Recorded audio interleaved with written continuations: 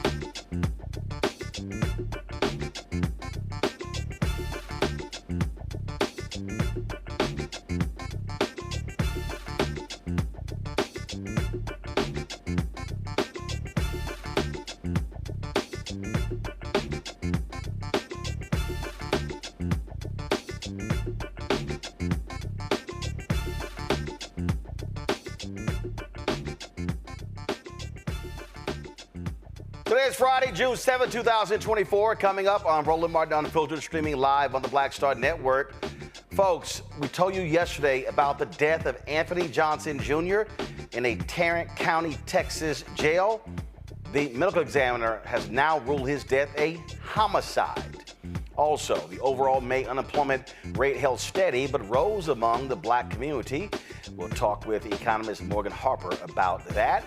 Supreme Court justices released their financial disclosures. Who is the one? You can fly him out anywhere you want on the weekend. It's Clarence Thomas. Wait till we show you how much money he's gotten in gifts. Let's just say he's gotten more than all of the other justices combined over the last 20 years. Talk about being corrupt. The Florida Supreme Court upheld Governor Ron DeSantis' decision to suspend Orlando area State Attorney Monique Worrell. Tonight's education segment, a summer camp that teaches financial responsibility in investing in the stock market, cryptocurrency, and real estate. Plus, what the hell is Dr. Phil talking about in his idiotic interview with Donald Trump? We're going to show you some of that stupidity. It's time to bring the funk. I'm Roland Martin Unfiltered. On the Black Star Network, let's go. He's got whatever the miss, he's on it. Whatever it is, he's got the scoop, the fact, the find. And when it breaks, he's right on time and it's rolling. Best believe he's knowing.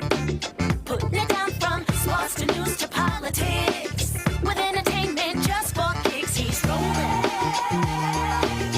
It's on go, y'all. It's Roland Martin, rolling with Roland now. He's funk, he's fresh, he's real, the best, you know he's Roland Martin now.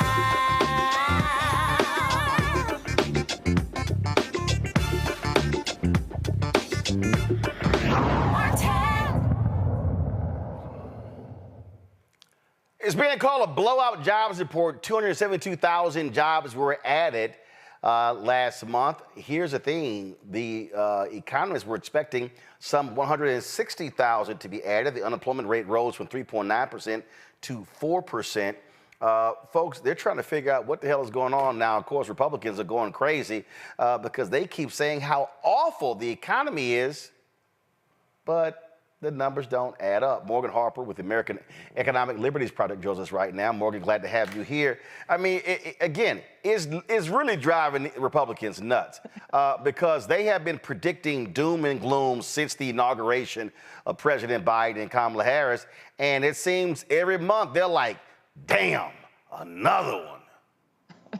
Absolutely. You know, we keep hearing these predictions of a recession, that, you know, President Biden, in investing so much in manufacturing, in infrastructure, in trying to, you know, lower costs for things, that he's just going to send the economy into haywire. And, you know, it doesn't seem to be the case based on this jobs data. Now, you noted that the black unemployment rate did tick up, as did the overall unemployment rate. But we're still, and this is a really important point, we're still operating in historically low territory. Just for context, you know, in the 2010s, you would see black unemployment rate 8%, 11% into 2015. And so these are still relatively low numbers. And like I always caution, you know, month to month, it's hard to interpret too much. But we are seeing that there has been that overall increase in black unemployment, so something for us to continue watching. Well, the reason why I think it's hilarious because every time I hear mushmouth Senator Tim Scott, the economy was so great under Donald Trump, and it's like, sorry, dude, you're getting blown out. 6 million jobs created under Donald Trump, now in excess of, approaching almost 14 million under Biden-Harris. I don't know what the hell economy that they're looking at. Yes, inflation is an issue, but we have to recognize price gouging among companies. That's why these major companies are dropping their prices, because they realize that customers are saying, the hell with y'all. Absolutely. I mean, a couple of things to note. One, these gains in the jobs are not just even specific sectors. They're actually across the board. So if you look at healthcare, you look at education, you look at government, you look at construction, you look at manufacturing, there has been wage growth. So that type of broad job growth, that type of broad-based job growth across all these different sectors really unprecedented. And then also the labor participation rate. For prime age workers, that is now also at record levels we haven't seen since like 2002. Over 80% of prime age workers are participating in the workforce, especially a lot of women. And so, yeah, I mean, this whole narrative about how this administration's thinking the economy just doesn't add up with the numbers. But yeah, you're absolutely right, Roland. I mean, these costs. This is the really important thing, though, especially as we are now in 2024, and everybody knows what that means for an election year, is a lot of people, when you ask them about the economy, how's unemployment going? Are we in a recession? They're actually saying that, yes, we're in high unemployment territory and we're in a recession, just absolutely false impressions of what's going on economically. And that's a problem. And I do think it connects somewhat to these high prices that you've rightly identified in a lot of different market areas is due to price gouging. How do we know? Yeah, because now they're voluntarily lowering prices in groceries. But even on some of those areas where we've seen things like this oil executive that we now have evidence of that was colluding with OPEC and internationally raising oil prices, that were raising gas prices during the pandemic, that the Federal Trade Commission's been calling out, and we hope the Department of Justice will pursue criminal action against. Even gas prices now in 2024 are going down right as the summer is beginning. So we have to continue to also look at what is driving some of these high costs.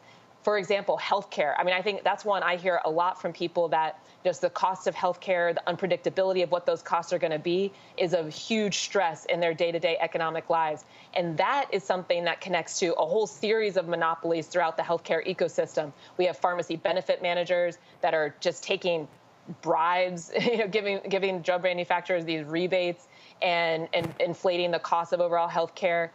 We have landlords that are raising rental prices and colluding to fix these prices to just see how far they can take us as renters and consumers to pay as much as possible. Not to mention a lot of the tech companies like Amazon that now also, through publicly available data, we know that they've been trying to also test the outer bounds of how much people can pay. Those are monopolies. Those require lawsuits often. Lawsuits take a while, but we have seen great progress in this administration in trying to hold some of this corporate lawlessness accountable to bring down these prices.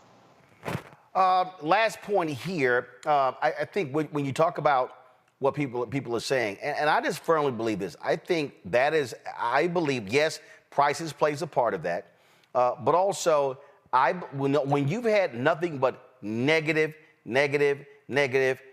media reporting for 3 years left and right, and then the constant barrage of negative data coming from conservative media, I think that skews a lot of those polls.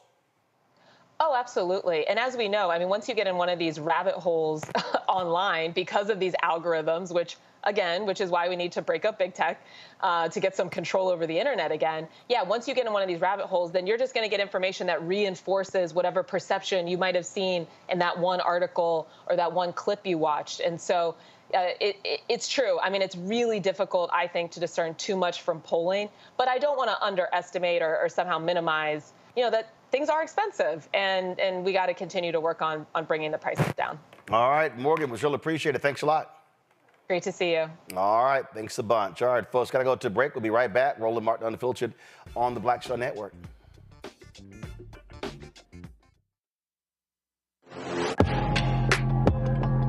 A lot of y'all have been asking me about the pocket squares that we have available on our website. You see me rocking the Shibori pocket square right here. It's all about looking different. Now look, summertime is coming up. Y'all know, I keep trying to tell fellas, change your look, please. You can't wear athletic shoes every damn wear. So if you're putting on linen suits, if you're putting on some summer suits, have a whole different look. The reason I like this particular pocket square, the Shibori, is because it's sort of like a flower and looks pretty cool here versus the traditional boring silk pocket squares.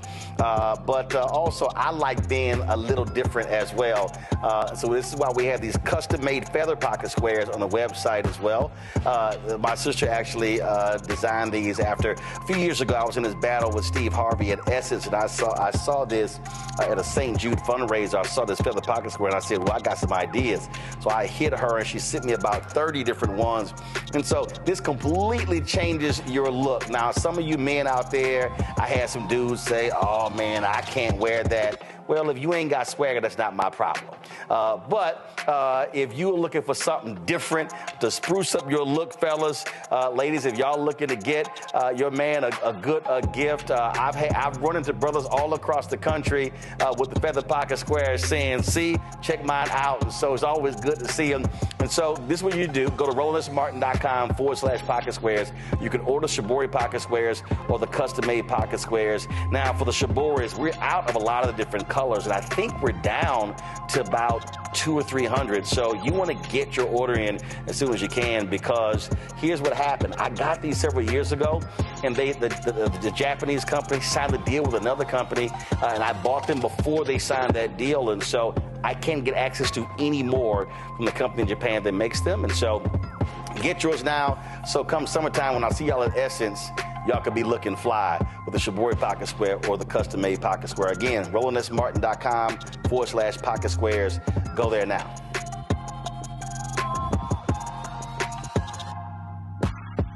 Hey, it's John Murray, the executive producer of the new Sherry Shepherd Talk Show. This is your boy, Earthquake. And you're tuned in to Roland Martin, Unfiltered.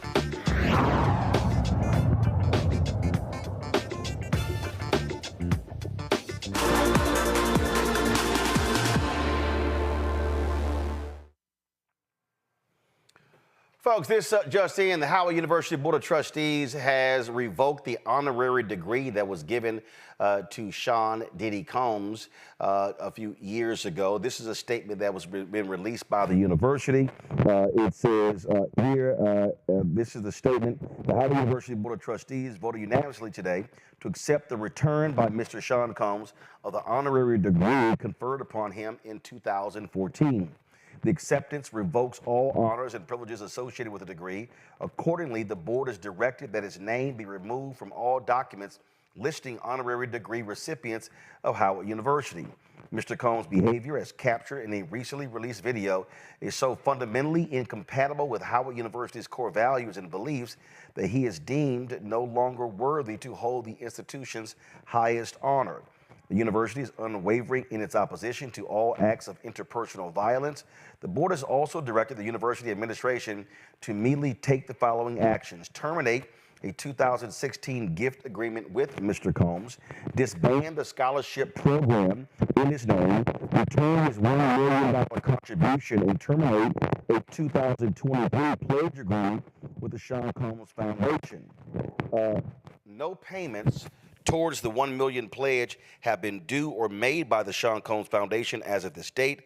Therefore, no funds are due to be returned under the 2023 pledge agreement. It says the board and university administration has no further comment on this matter. I want to go to my panel here. Joining me right now, Matt Manning. Of course, of Rush Turney, he is out of Corpus Christi. Glad to have Matt on the show. John Neal with our own law firm out of Atlanta. Michael Imhotep, host of the African History Network show out of Detroit. All right, Matt, so let's go here. This is a decision by the Board of Trustees. So they're basing this based upon the video that came out. So does this then mean that, let's just say, if people start looking at anybody else who gotten a previous honorary degree from Howard, and if they got arrested, if they were not even arrested, in this case, you have the video, he hasn't been charged with any particular crime, and so what do you make of this decision?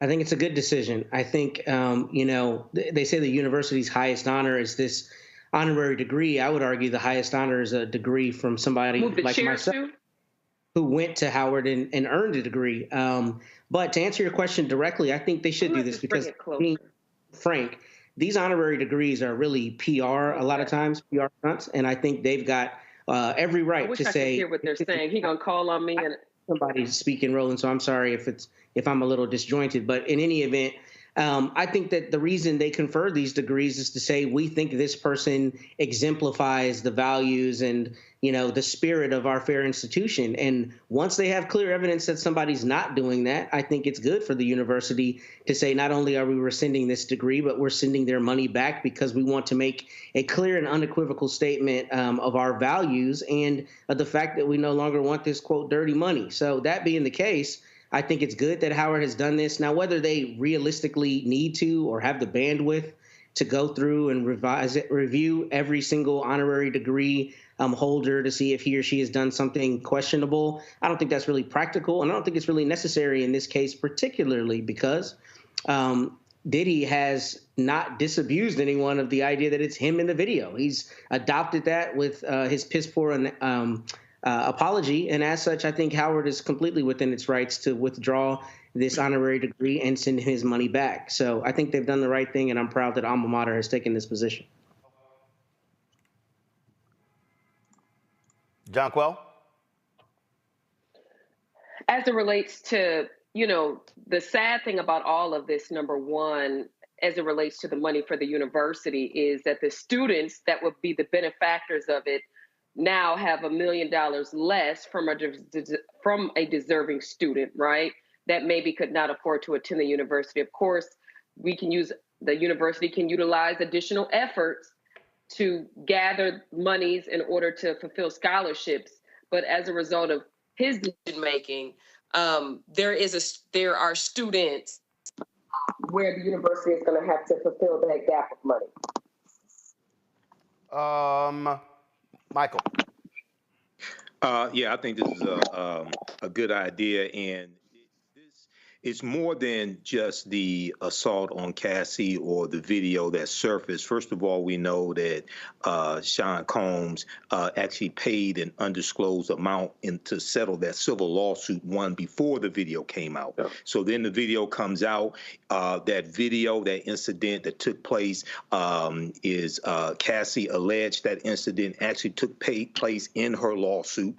Then the video comes out. We see it. Then Sean Combs puts out a video actually apologizing for it and said he makes no excuses for it. So he admits to it happening. He didn't say it was his brother. He didn't say he was an imposter in the video. He didn't blame Cassie for what happened either. He said he was responsible for it. So, and then the other thing is, we know that he just sold his stake in Revolt TV, which he founded, and there are also several other civil lawsuits alleging sexual abuse by Sean Combs as well. So this is to be expected by Howard University, and I don't know if they're going to go through. I don't know how many other honorary degrees they've given to people who have video surfaced of them assaulting women and admitting to it, things like this, and have sexual assault lawsuits out there. I don't know, but if video surfaces, they may take those same actions as well. Well, it's interesting. Howard University didn't revoke, to my knowledge, Bill Cosby's honorary degree, nor did they return his money.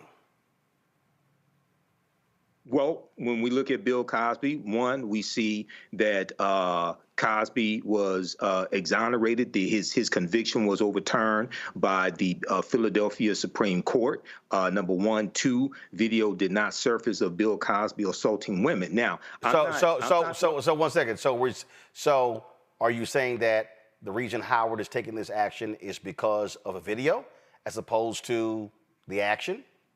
I'm saying it's a number of things compounded, but that video is evidence. Of course, that video is evidence. No, hold on, wait, no. First of all, the video is evidence, but actually statute of limitations has run out.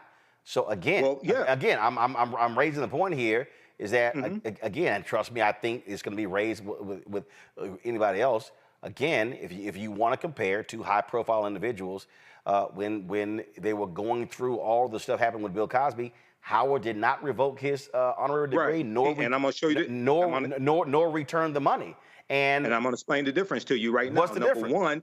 Number one, in the statement that Howard just put out, they said no payments on the $1 million have been made. Number one. Number two, Bill Cosby said the sex with Andrea Constant was consensual. Okay, but here we'll go again. First of all, hold on.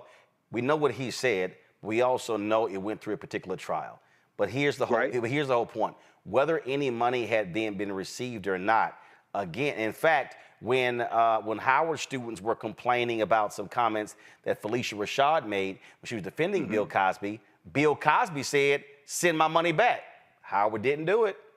Right. Well, here there's no money to send back. No. Payments have been made according to their statement. Yeah, I understand that, but again, right. So I'm explaining the difference. No. I know what the difference is. The point is this here. Okay. Well, why'd you ask me what's the difference? No. First of all, I didn't ask just you. I asked 3 people, so it's not just you. Okay. So you one of 3. I'm answering. No, but you're one of 3 people. So again, right. so Matt, I'm going to ask you again. Howard did not take the action. Now you could say that's a different board of trustees, different administration. Your thoughts on a comparison of the two?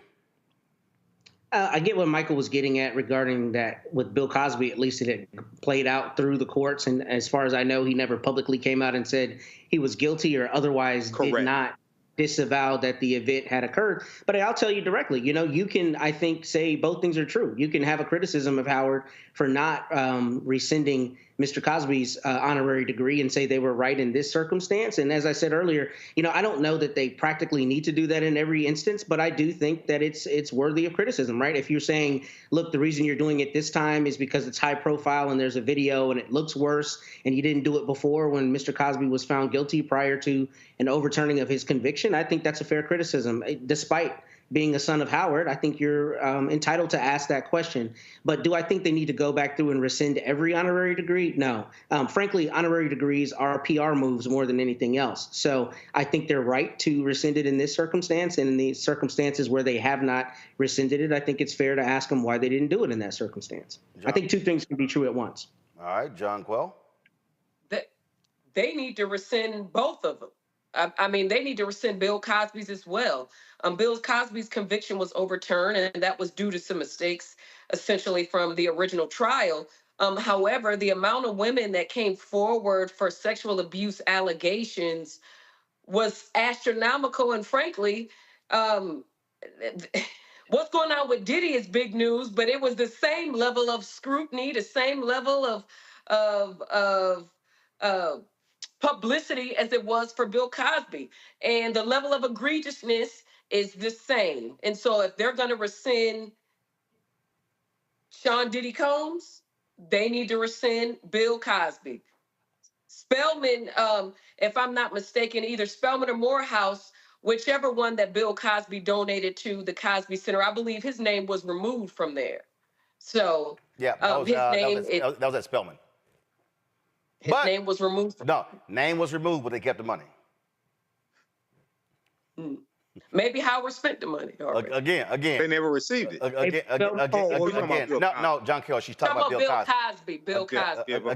Again. And so there was some other people who rescinded honorary degrees, but they also kept the money. And in fact, I remember several stories where Bill and Camille Cosby were like, well, if you're going to sit here and revoke some degrees, send that damn check back. Folk didn't want to send that check back. So I'm just saying. All right, I go to a break. We come back. We're going to talk about the case out of Fort Worth. Medical examiner has ruled the death of Anthony Johnson a homicide. We'll also talk about what the hell was Dr. Phil talking about in his interview with Donald Trump. I'm like, Dr. Phil, are you paying attention to what's happening in the world? There's a lot we're going to break down, folks. You're watching Roland Martin Unfiltered on the Black Star Network. Support us in what we do. Join the Bring the Funk fan club. So you're checking money orders to P.O. Box 57196, Washington, D.C. 2003 7-0196. Cash App, $RM Unfiltered. PayPal, R Martin Unfiltered. Venmo is RM Unfiltered. Zelle, Roland at RolandSMartin.com. Roland at RolandMartinUnfiltered.com. Download the Black Star Network app, Apple phone, Android phone, Apple TV, Android TV, Roku, Amazon Fire TV, Xbox One, Samsung Smart TV. Back in a moment. Yeah, somebody's killing poor people, and it's going on. Yeah. When COVID happened, poor people were dying at a rate already of 800 people a day.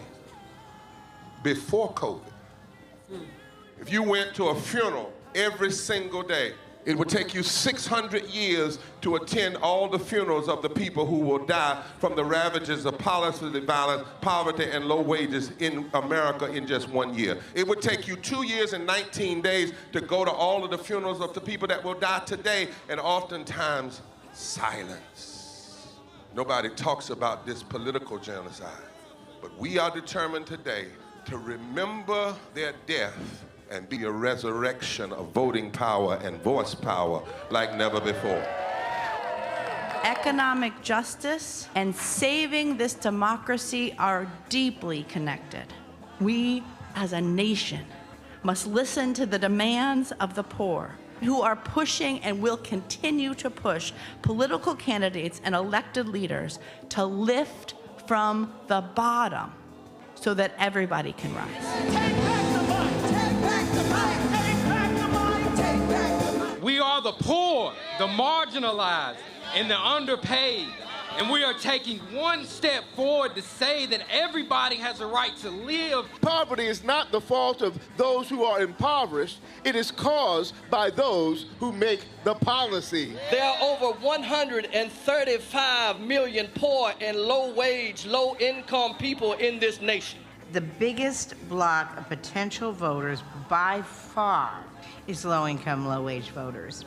I can't afford medicine. Sometimes I have to skip because of the cost. The farm worker community is tired of the violence imposed upon us by greed, exclusion, and denial of basic human rights. Those folk that represented by that casket, poor and low-wage workers who are the most moral people in this country because they go to work every day believing, even though going to work is hazardous to their health. I'm tired of working 70 to 80 hours a week and still not have money for the necessity of bills. I'm tired of getting sick and not being able to go see the doctor. Having to make a choice to pay between rent or the light bill or food or clothes. You cannot claim to care about families and a culture of life and then do everything in your power to rob people of equal access to resources and to force them to live in poverty. Leadership of both parties had waged war on poor people and low-wage workers. And this government has treated people experiencing poverty, including their military families, with disdainful, deliberate, malicious neglect. So the truth is that my son died from poverty. We refuse to accept poverty as the fourth leading cause of death. The fourth leading cause of death in this, the richest country in the world. We march today for our children and the generations to come. And we need to do it with the loudest voices possible, the biggest actions possible. We will voice our demands and register our vote. When we stand up and when we stand together, things change. There is the electorate that is, and then there is the electorate that should be. 34 million eligible poor and low-income voters did not vote in 2016. If just 20% of those voters in swing states were mobilized around an agenda, they could change the political outcome of every election. So we're launching the most massive voter mobilization and turnout campaign in history of poor and low-wage voters, allies, and religious leaders. People are dying, but we know it doesn't have to be this way. And so we are calling on everyone to join us in this Poor People's Campaign, a national call for more revival. We are here, we will be seen, we will be heard, and our power will be felt. We don't need to be an insurrection. We are a resurrection that will be felt across this country. Are you ready? Ready, ready, ready. We are a resurrection, and we are ready. And we won't be silent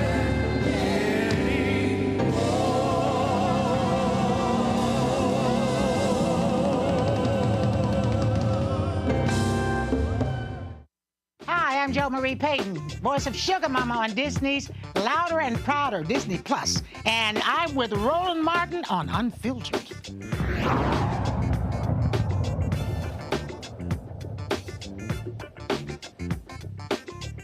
You know what? You can always count on some folk who don't know nothing about politics to weigh in, and Dr. Phil is one of those folks. So he's touting this 70-minute interview that he did with Donald Trump, and frankly, he allowed Trump to sit here and lie repeatedly during the interview.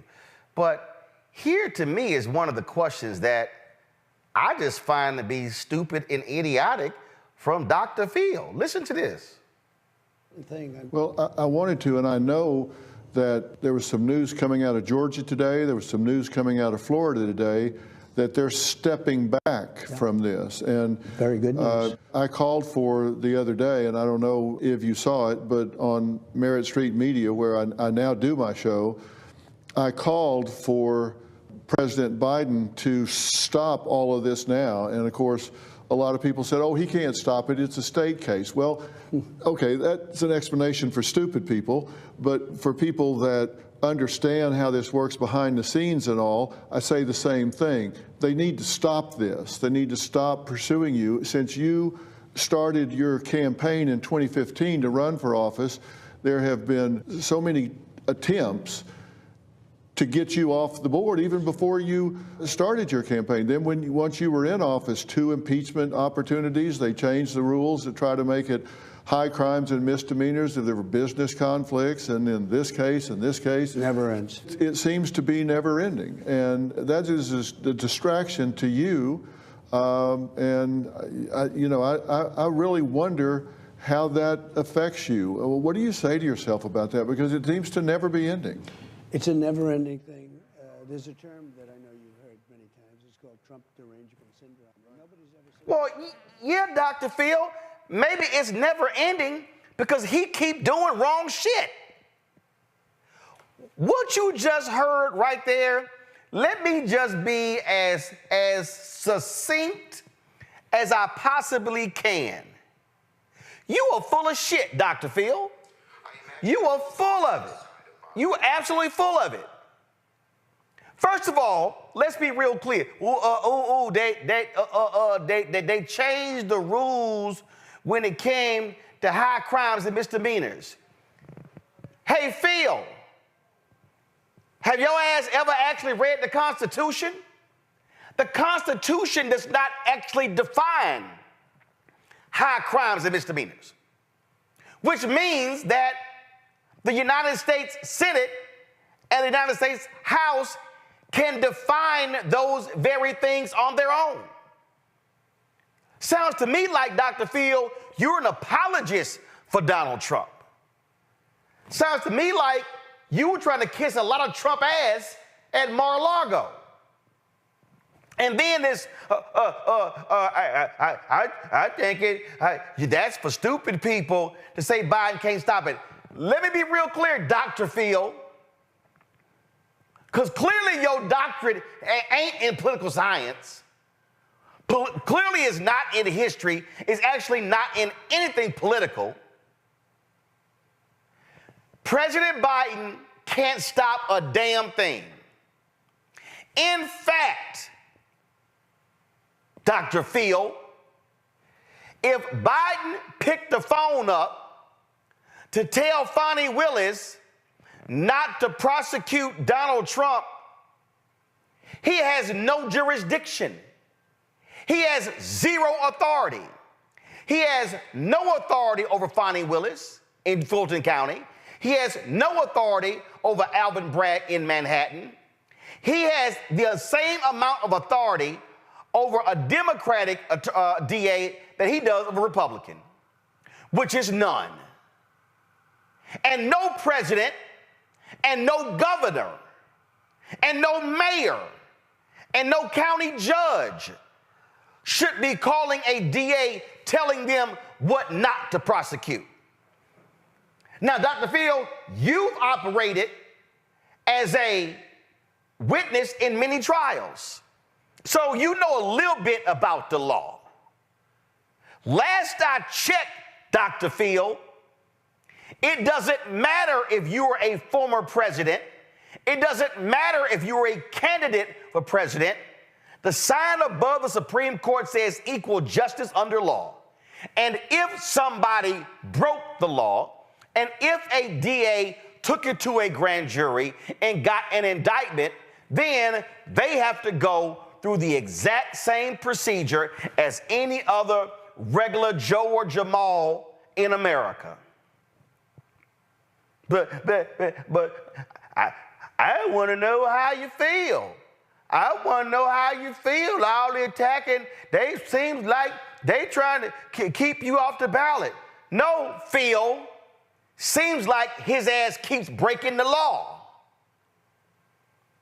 All you did was sit there and just kiss Donald Trump's ass for 70 minutes. And y'all, then they posted some interview of some black woman in the crowd. She like, after that, I have a whole different view of Donald Trump after that interview. Well, yeah, if you sat there and saw Dr. Phil kissing his ass for 70 minutes. See, y'all need to understand what the likes of Dr. Phil are doing. First of all, he tried to say somewhere else, I'm not a political person. Really? After the comments that you made? Now, Dr. Phil, come on.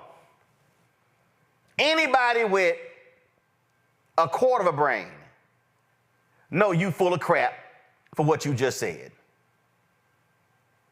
And so, yeah, you're going to get called out for it. And it was totally BS. I mean, they sitting here, they sitting here coming after you, and it's like they want to take you off the board. How about this, Dr. Phil? Why didn't you say, hey, Donald, if you don't want to be prosecuted, stop doing prosecutable shit? How about that? That could have been your position, Dr. Phil. But no, you want to use your platform to absolve Donald Trump of his alleged crimes. But here's the fact, Dr. Phil, as somebody who's been on the witness stand, participated in many trials, he was found liable for sexual assault in New York City. And he kept defaming E. Jean Carroll. I'm sorry, did you admonish him? Did you tell him, why won't you listen to the law? Please tell me, Dr. Phil, why didn't you tell Donald Trump to shut his mouth and stop insulting judges and violating gag orders? Oh, I'm sorry, that's right. That didn't go along with your long effort to kiss his ass for 70 minutes. You deserve to be criticized for that joke of an interview, Dr. Phil. Because essentially, what you did was a 70-minute campaign prop for Donald Trump. That's what we saw from you, Dr. Phil. John Quell, your thoughts? You know, with Donald Trump, although he was the president, these prosecutions, while everyone the biggest debate is about it being a party issue, right? The Democrats coming after the Republicans or Biden coming after Trump. But what this really shows and what's important here is that when it comes to Donald Trump is that no one is above the law. Even if you're the president of the United States of America, if you violate the law, if you break the law, then there are consequences to that. And you're going to be prosecuted as a result. And no one is going to drop the charges just because of who you are, what you're running for, or what your prior role was in the country. And frankly, you know, the president being the top person, the top man of the world, right? Because the United States is one of the most powerful countries in the world, right? We can't have tyranny running this country. And to Dr. Phil, that is begging President Biden to pardon him or to stop these prosecutions, is really unfortunate that he's even making these kinds of pleas to the media, to online, to everyone else, because as you previously stated, the prosecutor has the discretion. Each state prosecutor, right, can make the decision on who they're going to prosecute in their jurisdiction. And so at the end of the day, he was just found guilty of 34 counts, okay, in that felony trial. And so at the end of the day, you've committed these felonies, a jury has spoken, and you deserve the consequences, as would any other ordinary citizen in this country. Here's what sort of cracks me up here I mean, I'm talking about if y'all want to hear something that's a joke. Wait, let me play this one right here, because I just found this one to be unbelievably laughable for somebody who supposedly is a doctor in human psychology. Supposedly. Listen. I know you got a thick skin. You're not one of those people that's afflicted with the need to be loved by strangers. I get that. I think that's true. My question is not how do you do it. My question is why do you do it? Why do you, 'cause let's face it, I mean, you're a billionaire, you got a great family, you're a very dedicated father. People may not see this in you a lot because you keep that kind of private.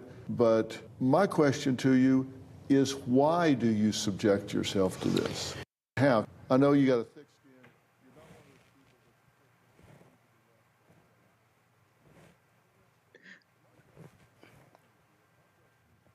skin. Matt, what? Everybody know this man ain't got no thick skin. This is one of the most thin-skinned individuals you've ever seen in your life.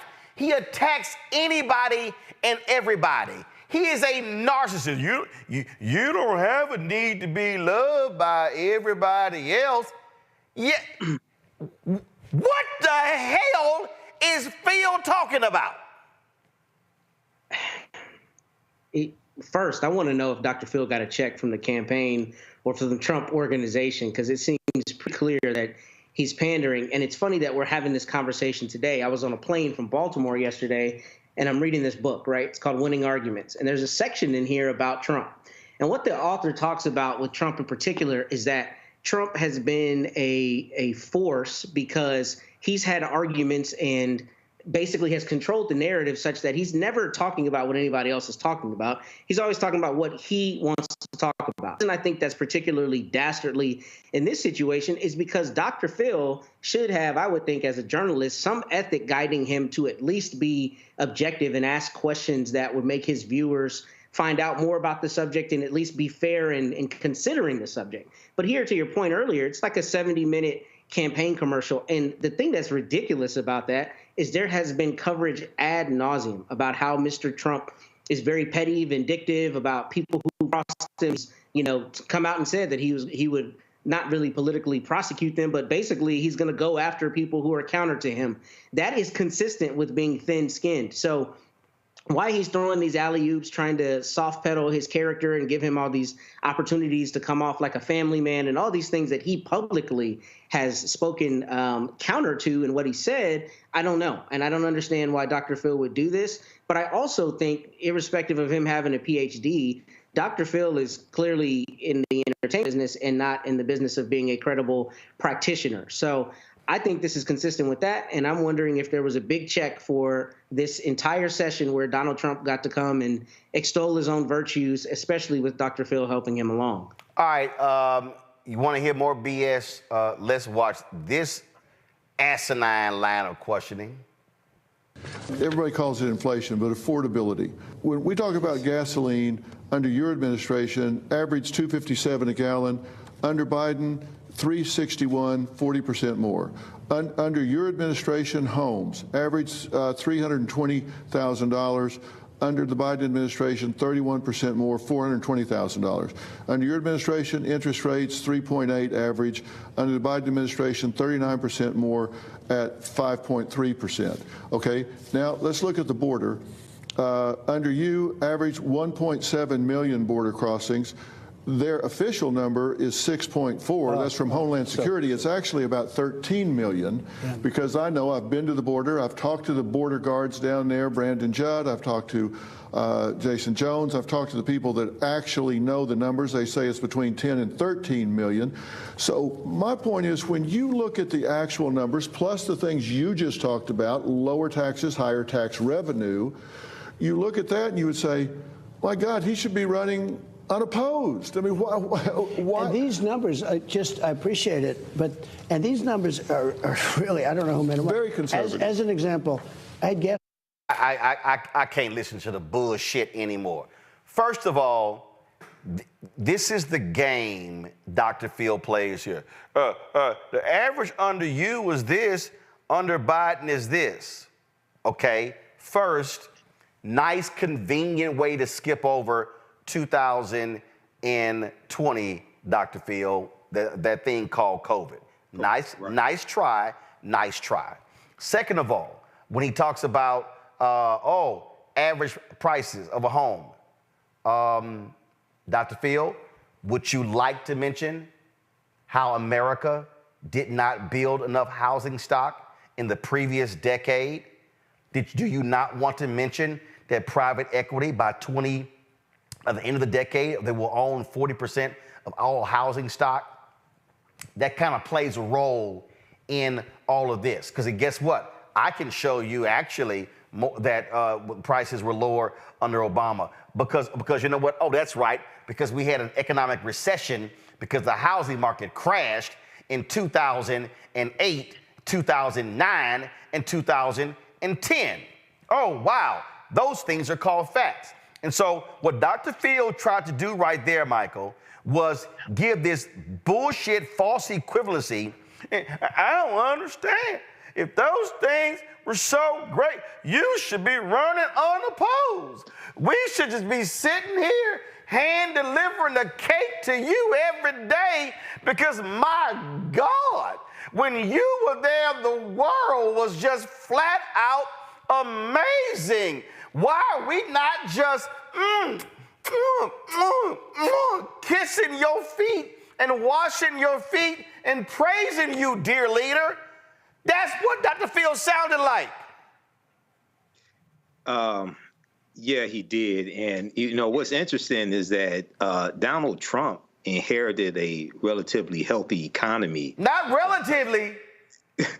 No, he inherited an economy that was completely rebuilt after the destruction of Bush in 2007, 2008. And it was 3 years of hell under Obama in 09, 10, and 11 to get to a thriving economy in 12, 13, 14, 15, 16. Right. Yeah. It was the unemployment rate was 4.7% when Donald Trump came into office. He inherited a healthy economy. And for evidence on this, the article from NBCnews.com, Trump says he built a great economy. Numbers tell a different story. So it's interesting when Dr. Phil wants to just compare the interest rates and compare the price of gas and things like this. He doesn't start with, you inherited a healthy economy from Barack Obama and Joe Biden. And then also... And he doesn't say, and you handed Biden an economy that sucked. Exactly. Donald Trump is the only president that lost more jobs than he created. He lost 2.5 million jobs. No president has lost more jobs than were created since Herbert Hoover, okay, in 1932. The other thing is... wait, hold on. Before I just reminded me. Mm-hmm. How you gonna cite numbers and go, but the real number is 13 million because I went down there.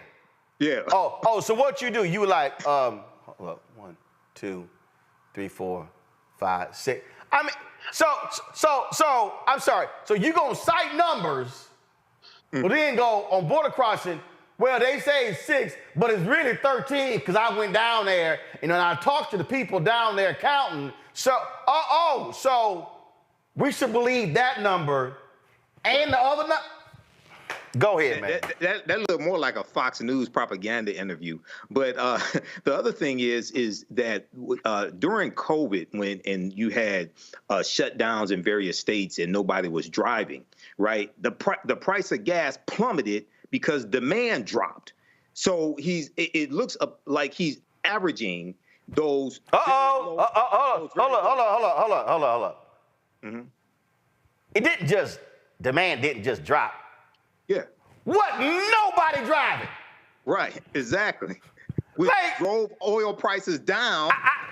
I live 45 minutes from D.C. Right. I'm used to sitting in traffic.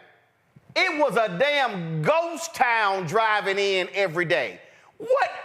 I have never in my life, I will never forget 2020 and half of 2021.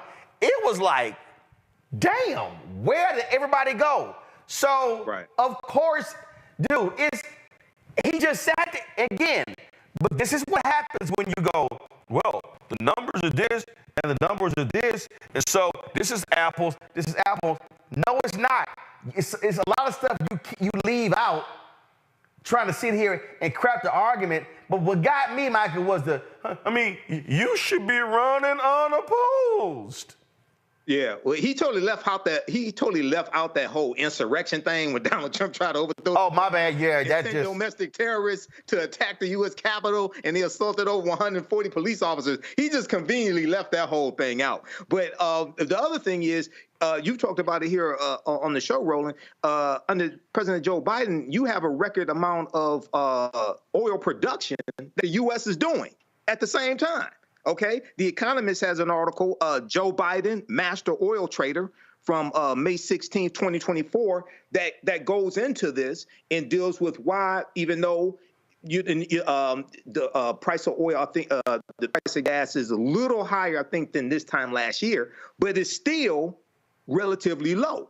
Okay, so all things considered, so this was you would have thought that this appeared on Fox News or Newsmax. Oh, Fox Nation. Fox Nation, the amount of lies that were told. And no fact checking. This absolutely, as Matt said, Matt says a campaign video, you called it propaganda.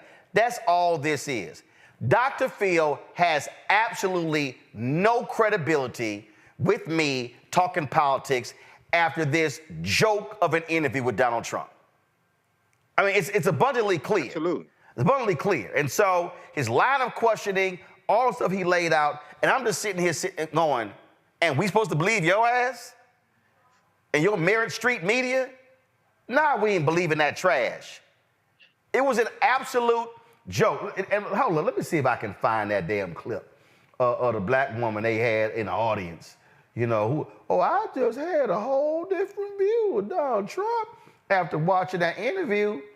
Yeah, because all you watched was an ass-kissing interview. Hold up, here's this here. Hold on, let me set this up. I don't know who the hell this sister is, but if she was in my family, man, we'd be cussing her out at Sunday dinner. Listen to this nonsense. Come on, pull the audio up. So watching your interview today, I think it actually gave me an interpretation that I've never had of him before. And us not seeing him more, it actually kind of hurts people on judging him. I guess if that's what the media wants to do, then they're doing a very good job at it. Yeah, you bet. All right. What? Us not seeing him more. And Dr. Phil, Dr. Phil, you bet. The man lies every damn day. Every damn day. And here's the other deal that, and I would love for Dr. Phil to want to address this question. What was up with all the jump cuts in the interview? What was up with all, because matter of fact, some people have posted, let me play this clip right here. Let me find it here. So like when we do interviews, I don't cut stuff out. You talk beginning to end. But hold up, here we go. You'd be the first one. No, okay, now y'all just watch this right here. What's up with the splicing? Okay, watch. You'd be the first one to do it. I know you. You'd say, what? Let's get rid of these. You know the money they save and the danger they save? And look at this map that... You'd be the first one to do it. I know you. You'd say, what? Let's get rid of these. You know the money they save and the danger? Folks are talking about in terms of how it was edited, stuff along those lines. Again, just understand, y'all, this is what you call absolute propaganda. And then Dr. Phil wants to say, oh, no, I'm not picking sides. I'm not he's giving all these, oh no, I don't do those things. No, I'm not even involved in politics. I just want the world to come together. In fact, y'all, this is literally what he said 3 days before he decided to go talk to Dear Leader. Listen to this. I wanted to share my final thought about this. This weaponization of our great institutions, the FBI, Justice Department, and individual states' similar institutions, will lead to one of two outcomes. Okay, let's stop right here. So first of all, you already are using right-wing talking points by saying it's the weaponization of the Justice Department. I'm sorry, do we want to remind Dr. Phil who tried to actually fire a number of officials? That was Trump. Who ordered, and he and several of his top lieutenants in the DOJ said, we will resign if you make this move? That was Donald Trump. This is the man. Really, Dr. Phil? Oh, the weaponization against him? Okay, a little more BS, y'all. From the other side, tit for tat. That may seem deserved, but it is not the right way forward for America. The other is what I call on you to demand from your politicians today, an end to this craziness in order to save the soul and sanity of our country. The Pope has actually given us the right approach in his new book when he says we are all brothers and sisters, and there must be no resentment among us. For any war to truly end, forgiveness is necessary. That is true of any war, including our current cultural war. We need our Justice Department to return to the business of meting out justice and not running the political agendas of those currently in power, blindly. So the DOJ, so help me out, Dr. Phil. If the current Department of Justice was doing Biden's bidding, why is his son on trial? Right. I mean, if they would do my bidding, I'd be like, y'all ain't prosecuting my son. Oh, remember when Biden said, remember when Phil said that Joe Biden could pick the phone up and end these trials? How would Dr. Phil like it if Biden said, y'all ain't prosecuting my son in this? Oh, you would have a problem with that, huh? Right. Ain't that interesting? Biden has come out and said he will not pardon his son if convicted. Donald Trump said he will pardon every single person involved in January 6th. But you, Dr. Phil, say we need to get back to doing the job. Okay, just a little more of the BS from Dr. Phil. Wait, can I ask a question first? Convictions, warranted or otherwise, and attacking political opponents. That requires a very few important things from each of you, from all of us. Finding your voice, forgiveness, and focus on the way forward. Okay, he just said forgiveness and focus on the way forward. Yeah, 3 days after this, in his interview, Donald Trump promised retribution against his enemies. I didn't recall Dr. Phil quoting the Pope at that time. I didn't recall Dr. Phil telling him, you know what, that's not right, that's not fair, that's not just. You should be extending grace and mercy. Oh, I'm sorry, we can't use grace and mercy against somebody who holds the Bible upside down. Back to Dr. Phil. Forgive them, for they know not what they do. Forgiveness, and at the same time requiring better. We are not some banana republic, for God's sakes. What are we going to do next? Have a Putin poisoning posse? Okay, all right. So first of all, let me help Dr. Phil out with something. When you say the phrase banana republic, do you know where that came from? That phrase came from the United States helping overthrow countries largely in Latin America because of the folks who own banana plantations. Yeah, that's how we also took over Hawaii and it became a state. Just read Stephen Kinzer's book, Overthrow. Now, let me help you out, Dr. Phil. In a banana republic, there ain't no trial. They go from pick you up to execution. So the reality is, Donald Trump had due process. It actually happened. So when y'all throw these phrases out, we're gonna be a banana republic, that's actually not what a banana republic is when you actually get to present a defense. So you might want to actually study the phrase banana republic, Dr. Phil, before you just start talking like Sean Hannity. I got to put a little bit more of the stupidity. And start finding political opponents foaming at the mouth at home, not so mysteriously dying in their lazy boy recliners? We're better than that. We must be better than that. I don't like what I see happening in our country. This kind of thing is exactly why I launched Merit Street Media and wrote We've Got Issues. I don't like seeing the weaponization of our justice system, agencies, and powerful government actions that, frankly, just make my skin crawl for all of us and for my grandchildren. And let's be honest, this is so not just about Trump. If you let your hatred for Donald Trump compromise your ability to find true north on your moral compass, shame on you. If you let your disgust for Biden make you blind to the inevitable consequences of pursuing revenge, then God help the children who will inherit the dystopian nightmare we create. Yet 3 days later, you interview Trump and he talks about retribution, and you say and do nothing. Dr. Phil, you are a joke. And all of that crap that you said in this 4-minute and 16-second commentary, and I only played half of it, everything that you said can be thrown right out that damn window on Black Lives Matter Plaza here in Washington, D.C., because when you actually talked to Trump 3 days later, it was a 180 degree from everything that you said here. So the fact of the matter is, you talked about having a moral compass in this. You clearly forgot your moral compass when you went to Mar-a-Lago. Matt, I think you wanted to make a comment.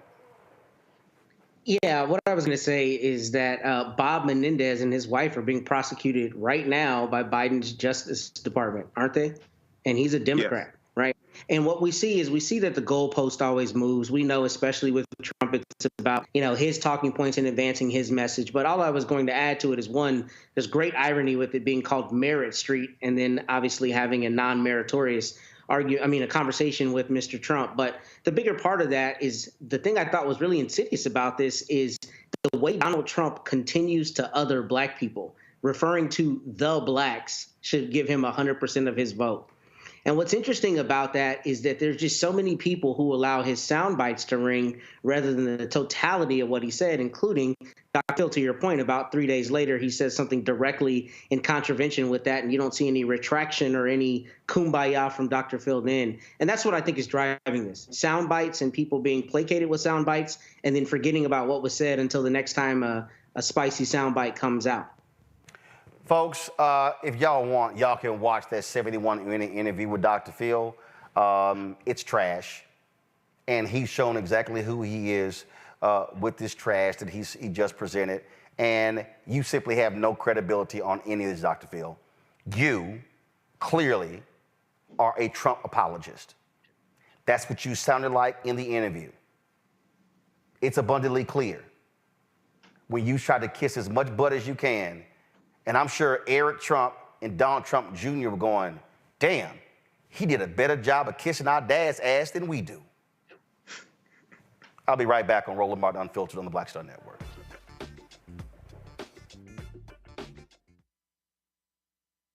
Now streaming on the Black Star Network. If you look at all of the best mans, the movies, and then, of course, the series on Peacock, why do you think it resonated so well?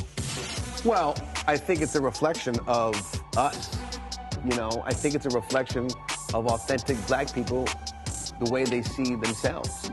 And in some instances, aspirationally so.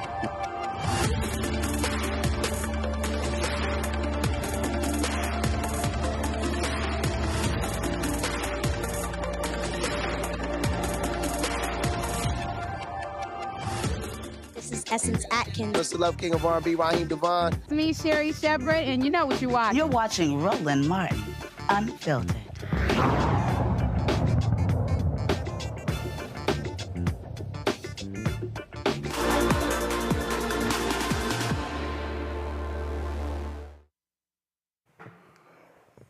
Folks, the breaking news out of Tarrant County, Texas. The medical examiner there has ruled that the death of Anthony Johnson Jr.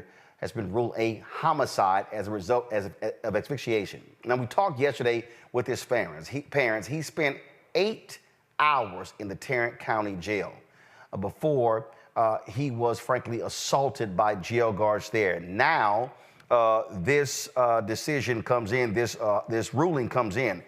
This here is some of the surveillance video here. You've heard the sheriff offer excuses. 66 people, let me say it again, 66 people have died in the Tarrant County jail in the past 7 years. 66 people. And we showed you the family members as they appeared at County Commissioner's Court, demanding action. And now we have, today, this decision from the medical examiner saying this was a homicide. This here is a statement that was released by Tarrant County Commissioner, one of the Tarrant County Commissioners, Elisa Simmons. We've had her on the show. She says here, another heart-wrenching jolt for the family of Anthony Johnson Jr. came today with the Tarrant County Medical Examiner's release of Mr. Johnson's autopsy results. The manner of death in Mr. Johnson's Tarrant County jail death has been ruled a homicide. The cause of death was determined to be both mechanical and chemical asphyxia. I extend my sincerest condolences to Mr. Johnson's parents, siblings, and the entire family during this incredibly challenging time. I am saddened by the determination, yet I am not surprised by it, considering what we all witnessed in the partially released video. Each and every individual who had a role in causing Mr. Johnson's death should be held accountable for their actions or inaction. The accountability I am calling for includes the filing of applicable charges for all involved, to include detention officers, supervisors, and medical personnel.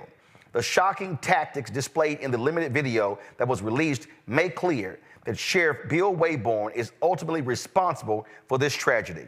I repeat my call for the sheriff to release all remaining video footage that captured the excessive force death of Mr. Johnson to Commissioners Court members, followed by release to the public. As county executives, the first question we must ask and answer is, could this have been avoided? I look forward to next week when I have my initial meeting with the United States Department of Justice. I'm committed to supporting efforts to ensure the Sheriff's Office is seeking and implementing best practices. Until such time, I believe the Tarrant County Jail could benefit by a review by the U.S. Justice Department. Darrell Washington is a family attorney. Darrell joins us right now. Look, we had y'all on just 24 hours ago, and now we have this determination from the medical examiner. What was the response of Anthony's family? It was shocking, Roland, and I would say shocking because, you know, we all have seen throughout the country, whenever you have these type of deaths, typically a medical examiner would come back with a ruling that is not consistent with the evidence that's been viewed by the family. But the family knew all along, just looking at that partial video, that what happened to their son was murder. So I will tell you, when we gave them the news, it was like them receiving that very first call when they learned that Anthony was dead. So it's been a very difficult day for the family. And again, you're going to have the sheriff now you got to deal with a medical examiner. Hey, not elected. It's all about the science. Now they have to now deal with this being a homicide. Medical examiner didn't say accidental overdose, didn't say, something else. No, they ruled homicide. That's called murder. It's clear, Roland, and let me just point out something to you, and it's, all the things that happened is not pointed out to the public yet, but these jailers actually use pepper spray. And a couple of inmates actually came and gave statements that these jailers took the pepper spray and sprayed it directly into his mouth. That's the manner in which they treated him. Wow. So this is why a lot of this video has not been released. And when you see this video, as we said all along, people are going to be totally outraged. And this is the reason why they don't want this video to be released, because we know, Roland, and we've seen it all across the country. If there's video footage that shows what law enforcement officials are doing is proper, that video is released immediately without any hesitation. But whenever there's any type of video footage that shows what they did was wrong, then they want to hide behind an investigation. But this video has not been shown for much too long, and it is time for the public to see what's been going on in Tarrant County Jail. And listen, what's going on in Tarrant Jail is happening in the state of Georgia, it's happening in Florida, it's happening all throughout the country. And now we're going to see what Mr. Johnson has been saying all along. We don't want the death of Anthony to be in vain. You heard the commissioner say she's meeting with the Department of Justice. I mean, look, this is one of those cases where the DOJ should be swooping in. Frankly, the FBI should be coming in, confiscating documents in the sheriff's office and at the Tarrant County Jail. It's no question, Roland. I know they watch your show.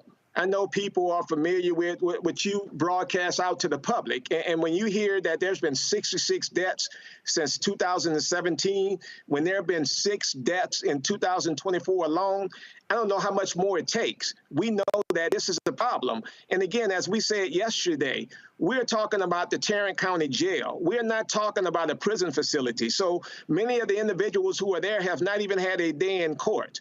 They are innocent individuals. And if the Tarrant County Jail is going to accept people in, then they have a responsibility and an obligation to make sure that they are taken care of.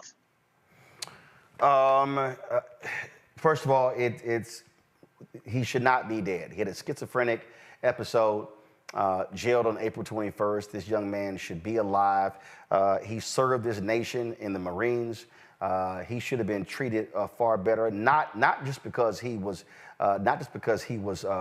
in the Marines, because again, he's a human being, and what they did here was shameful and despicable. It's now being ruled a homicide, and now let's see if the Tarrant County District Attorney is going to be as aggressive prosecuting these jailers as he has been in prosecuting Crystal Mason for voting, and her ballot was never even counted.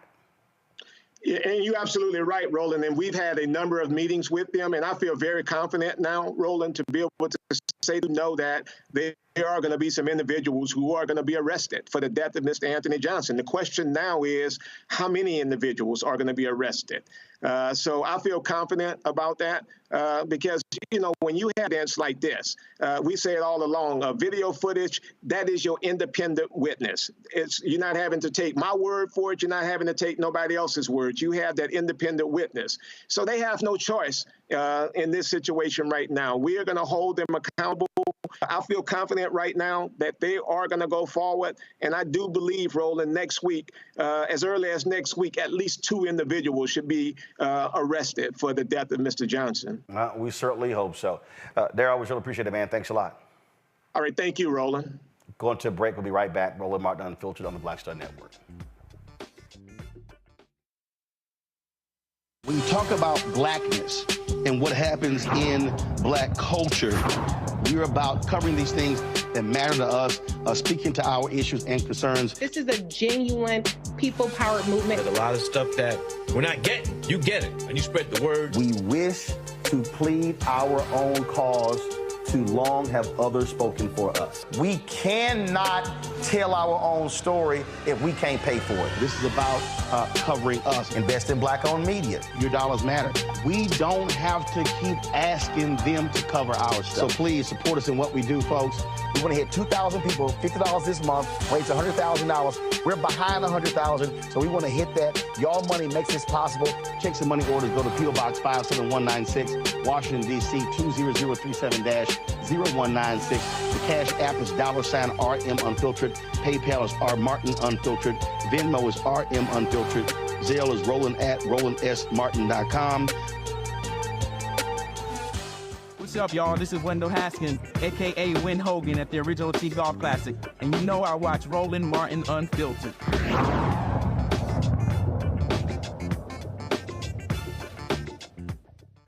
Ben, I'm going to start with you. You're there in Corpus Christi. The reality is the Department of Justice right now is reviewing juvenile facilities in the state of Texas. 66 people have died in a jail in 7 years. As I said, DOJ, FBI should be swooping in any day.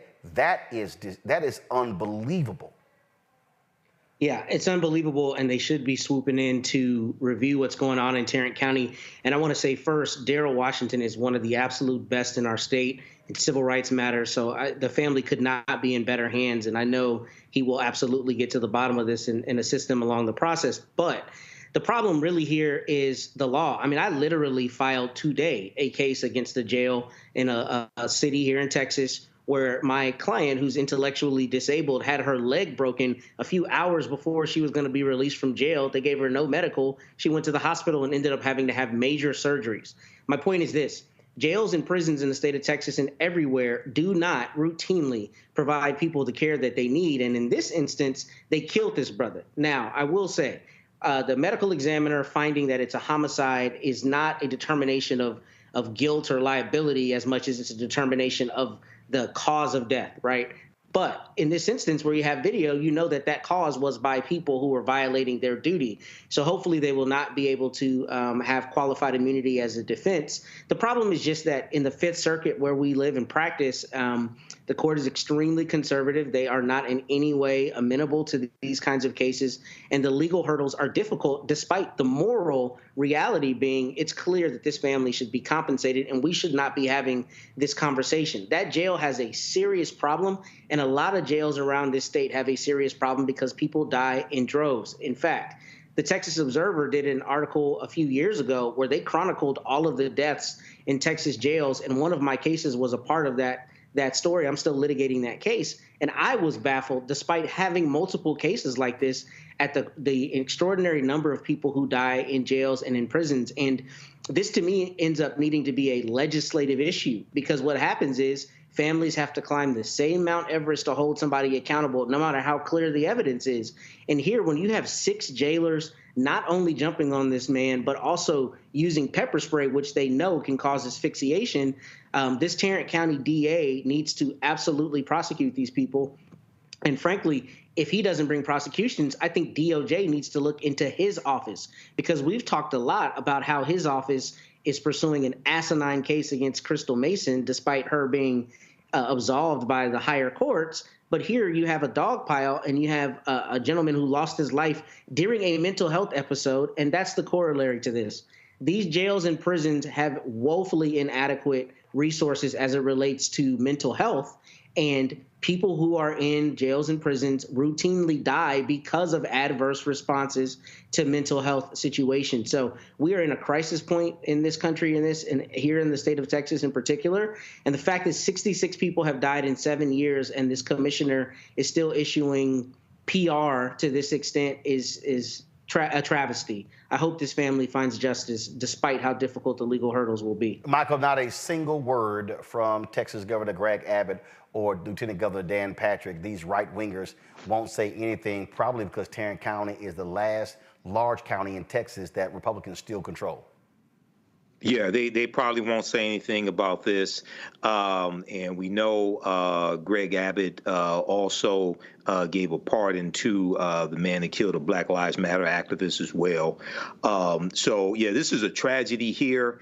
And I really want to hear what is the jail's excuse for the death. And we know that 2 of the officers at the jail were fired but then reinstated. As well behind this, reinstated by Tarrant County Sheriff Bill Wayburn. And I want to get more. I've read a couple of articles on this, but I want to get more reasoning behind why they've been reinstated. They're on paid administrative leave right now.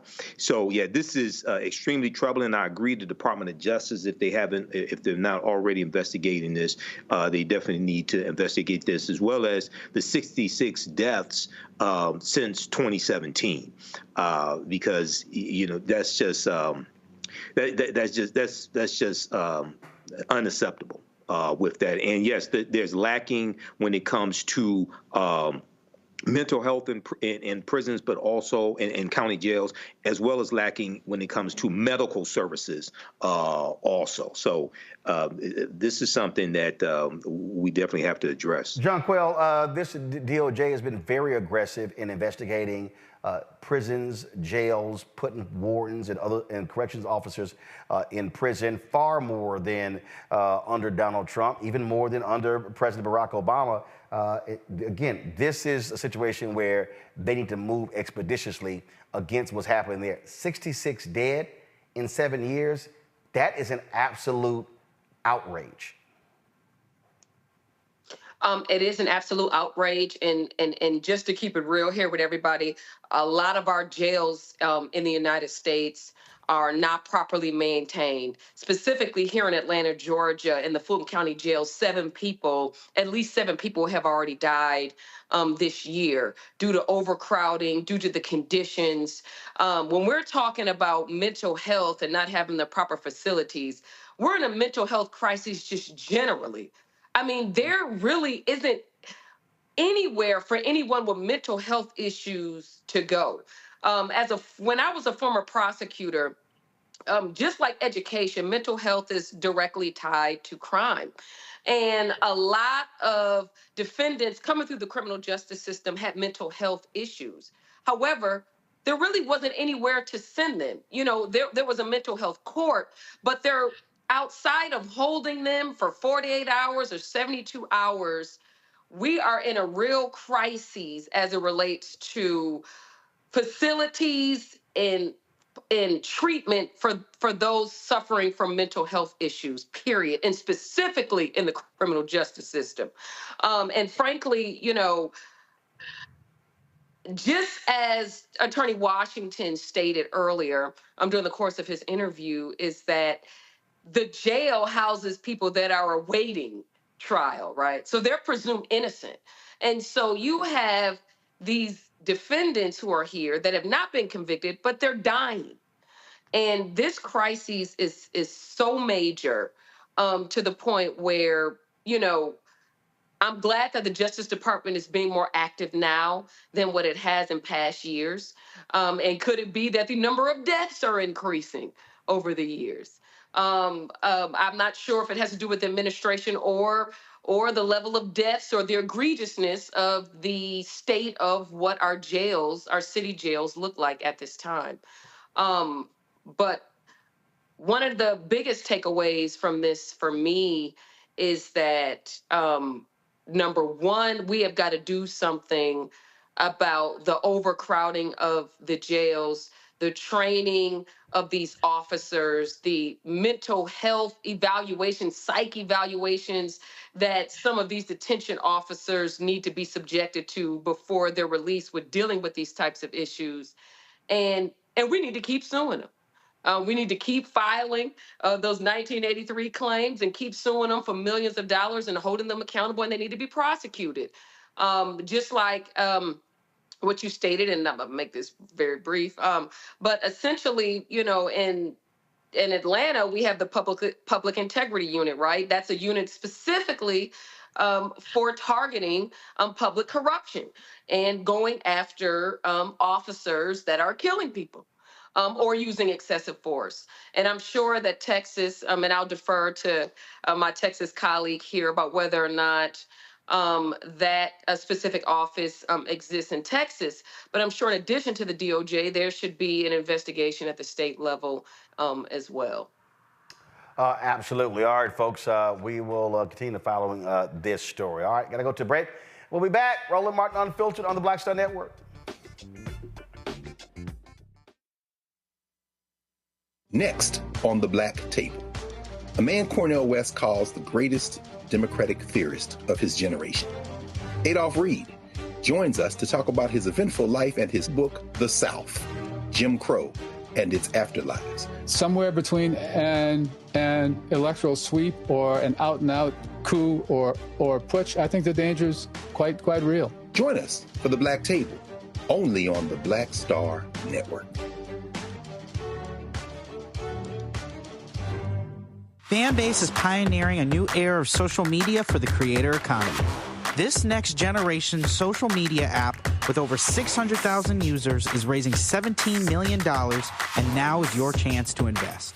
For details on how to invest, visit startengine.com/fanbase or scan the QR code. Another way we're giving you the freedom to be you without limits. I'm Marissa Mitchell, a news anchor at Fox 5 DC. Hey, what's up? It's Tammy Roman, and you are watching Roland Martin Unfiltered.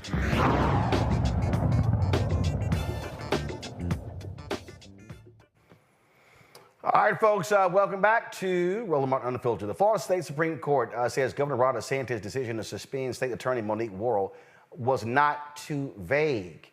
The 6-1 decision keeps Worrell out of a job. She is running for her office in November to regain her Orlando area position.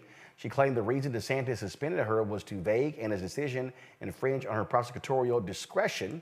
DeSantis appointed 5 of the justices. The court's sole dissenting opinion by Justice Jorge Labarga said that the 20 states attorneys need prosecutorial discretion to address the challenges in their respective jurisdictions, since Florida is such a large state with a varying geographic and cultural influences. DeSantis suspended Worrell in August through an executive order for neglect of duty and incompetence in failing to prosecute crimes. What we really have here, bottom line, Jonquil, is Ron DeSantis, who wants to tell other people who are duly elected, who run on platforms, that they should do his bidding and not those of the people who elect him. Yes, I agree 100%. I mean, when I looked into briefly as it relates to her removal, I guess he cited some instances about her not going after the mandatory minimums for specific type of drug crimes or holding juvenile offenders to a certain standard.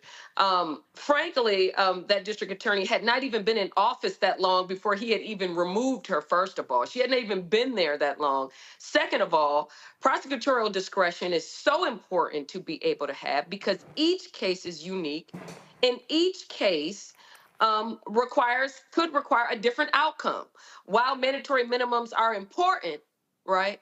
But we do know that in a lot of these drug cases that you see these kind of outlandish, disproportionate sentences akin to someone that has killed somebody, okay? And so, it's just interesting that, he removed her during the course of period of time when he was running for presidential election, which he subsequently is no longer in that race. But secondarily, she was the second Democratic prosecutor that he had removed, the former one having stated that he would not prosecute abortions. And so it's really being reflective of a Republican agenda when really the district attorney's position is so important. It ensures the safety of everyone. There's a time where politics, it has to be set aside, and it has to be set aside in the name of the safety of the citizenry and pursuing justice. And so it's really, really unfortunate.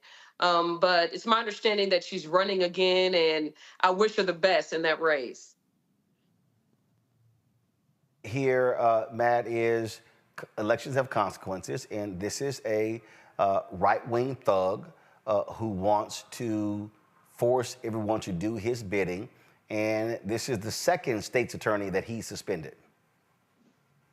Yeah, and I think Jonquil hit the nail on the head in most respects. The only thing I'll really add to that is a couple things. The first is this is a legal problem insofar as in the state of Florida, the governor has the right to suspend this state's attorney, right? Whereas in the state of Texas, the only way you could do that is via a removal lawsuit, which I've talked about here on the show. To that end, your point is well taken, particularly as it relates to legislators, right? This is a legislative issue because it is in the Constitution, or at least in the Florida statutes, that he has the right to do this, which is kind of absurd because what we're seeing across the country, particularly in Texas and in Florida and in Oklahoma and other states, is we see Republicans particularly wielding local control when they want to have control within their locality, but then saying that the state or some higher level should be able to take away local control where people have voted for someone who they do not agree with ideologically. That's why Sergeant Perry got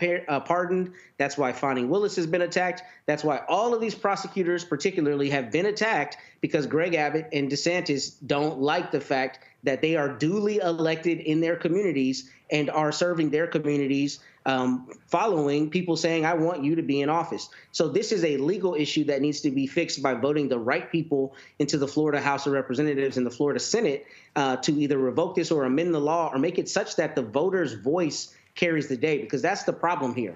You have a governor who can be politically motivated, and we know Ron DeSantis is exactly that in most decisions that he makes, who can take away the people's voice by removing somebody they duly elected. I mean, that's just offensive if you look at basic democracy, and that's what's happening in this instance. Michael, none of what Matt said is going to happen as long as Republicans have a gerrymandered map, and then they have total control of Florida. And that means people have to vote.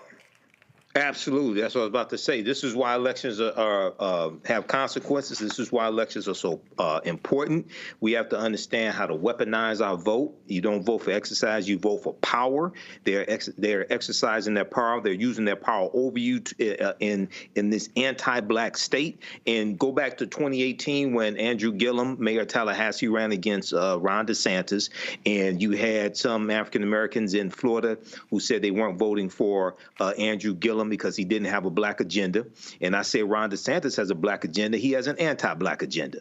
And an anti-black agenda is even worse than not having a quote-unquote black agenda. And we see what Ron DeSantis is doing.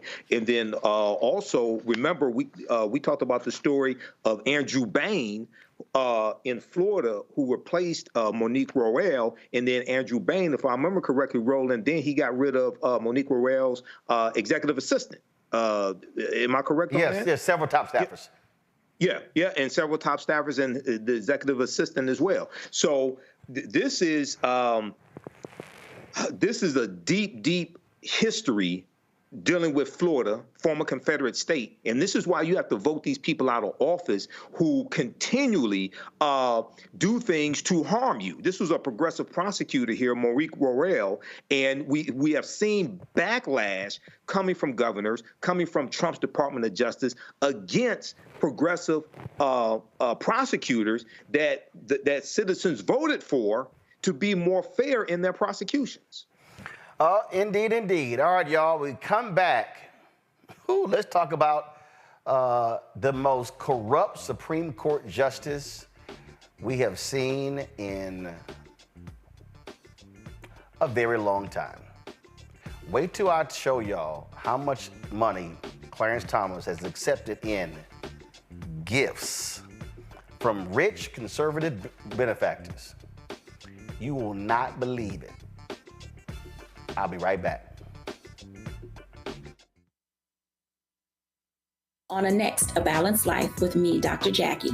Being of service to others is one of the greatest callings in life. But being there for someone else in their time of crisis is a whole new level, and you have to bring courage, commitment, and strength. On our next show, we meet two real-life angels who were thrust in the midst of caregiving and without warning. And he was looking strange and couldn't cut his meat. And it was very odd. And I said, well, what's wrong? And he says, I think I've had a stroke. And so, of course, it scared me. And we literally got in the car and he walked into the hospital on a Thursday. And by Saturday of that same week, he lost all control of his left side. The blessings, the challenges, and the way they maintain their balance, all next on A Balanced Life on Black Star Network. Hey, what's up, y'all? I'm Devon Franklin. It is always a pleasure to be in the house. You are watching Roland Martin Unfiltered. Stay right here.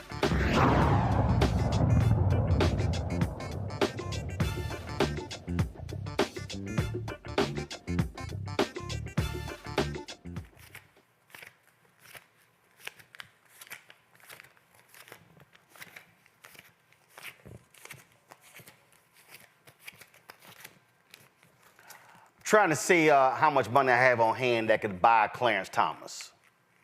If y'all want to know how much it costs to rent a Negro, Clarence has made it perfectly clear. There's a group, y'all, out there that actually looked at the campaign disclosure forms, and they broke all of this stuff down, and it's called Fix the Court. And so what's interesting about this, and when I say y'all, they broke it down, check this out. They compiled all of the gifts, some 672 gifts given to Supreme Court justices over the last 20 years. Anthony, go to my iPad. A total of 672 gifts totaling $6.5 million. Y'all see that first column? That's Clarence Thomas. Clarence Thomas has accepted $4 million of the $6.5 million. Y'all, look at the other justices. Scalia, Alito, Stevens, Ginsburg, Roberts, Kennedy, O'Connor, Sotomayor, Breyer, Rehnquist, Jackson, Gorsuch, Kagan, Barrett, Souter, Kavanaugh. Clarence Thomas has accepted more money than all of them combined. Combined. He's taken double what everybody else has gotten.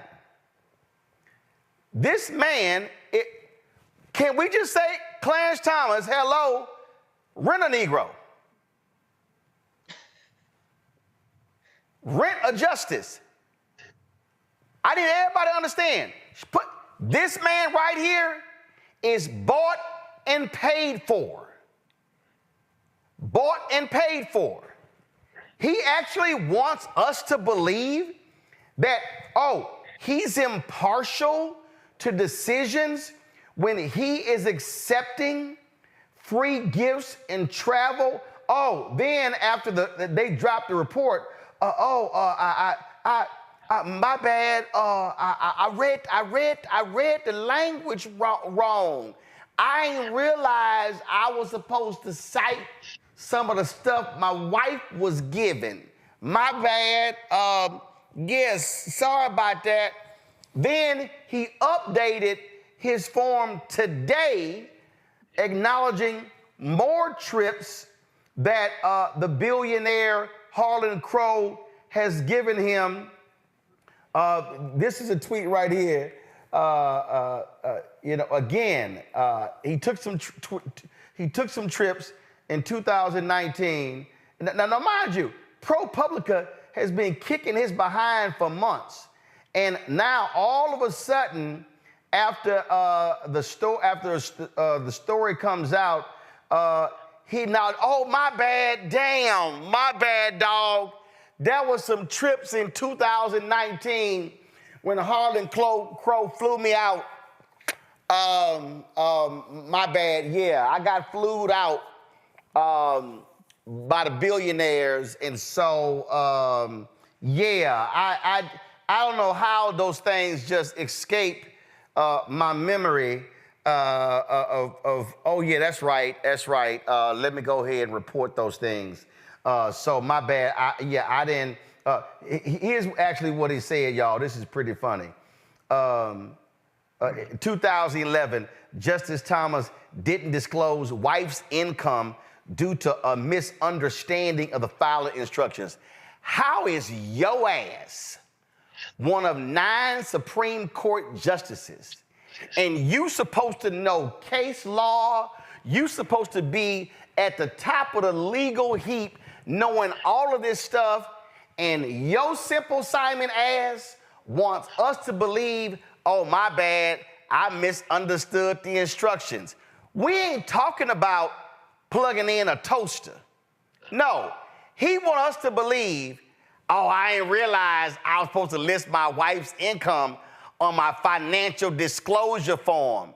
Y'all know my wife, Miss Daisy, the one who was trying to overthrow the government, who's a crazy right-winger. So check this out. 2023, Thomas, quote, going back, inadvertently failed to realize a real estate deal need to be disclosed.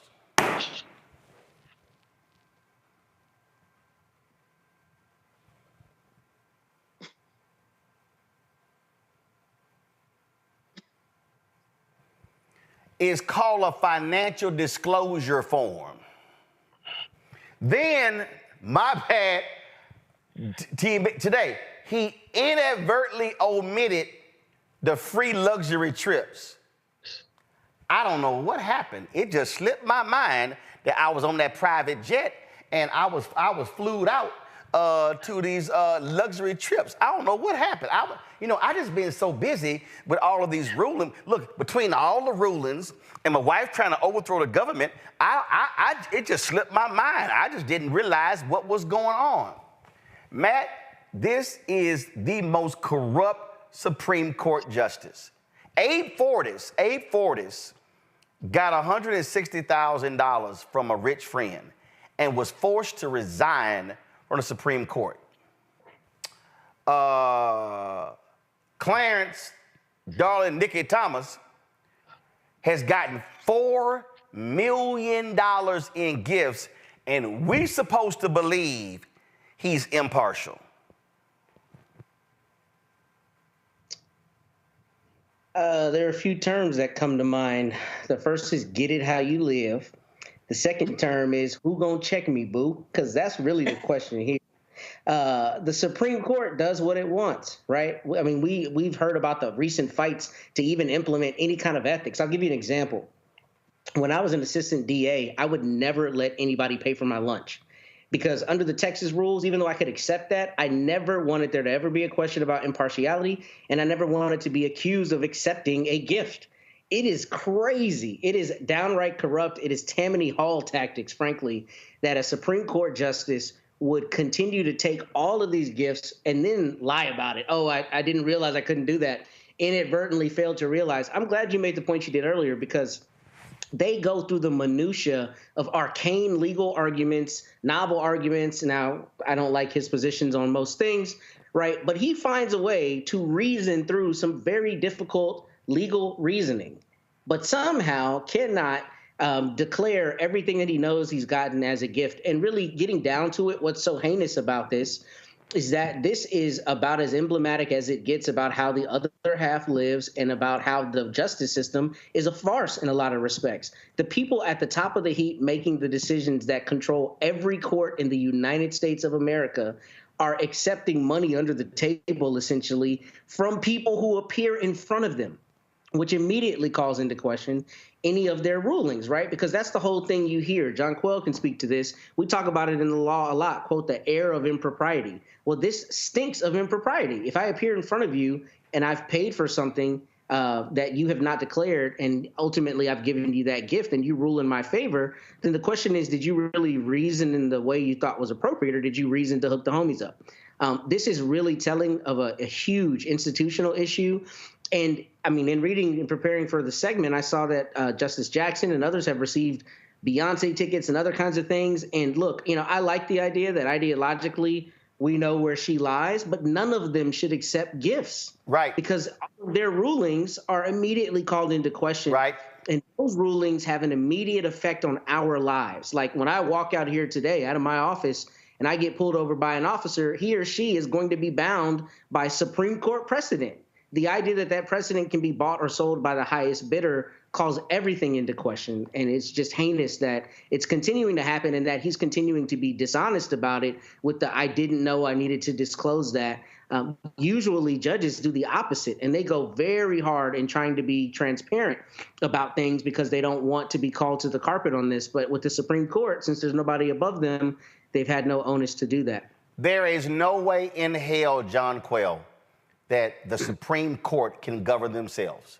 No, that's gone. That whole, well, you know what, over the years, this is how it's been done. No, you cannot be an equal branch of government with the judiciary and the executive and you self-govern.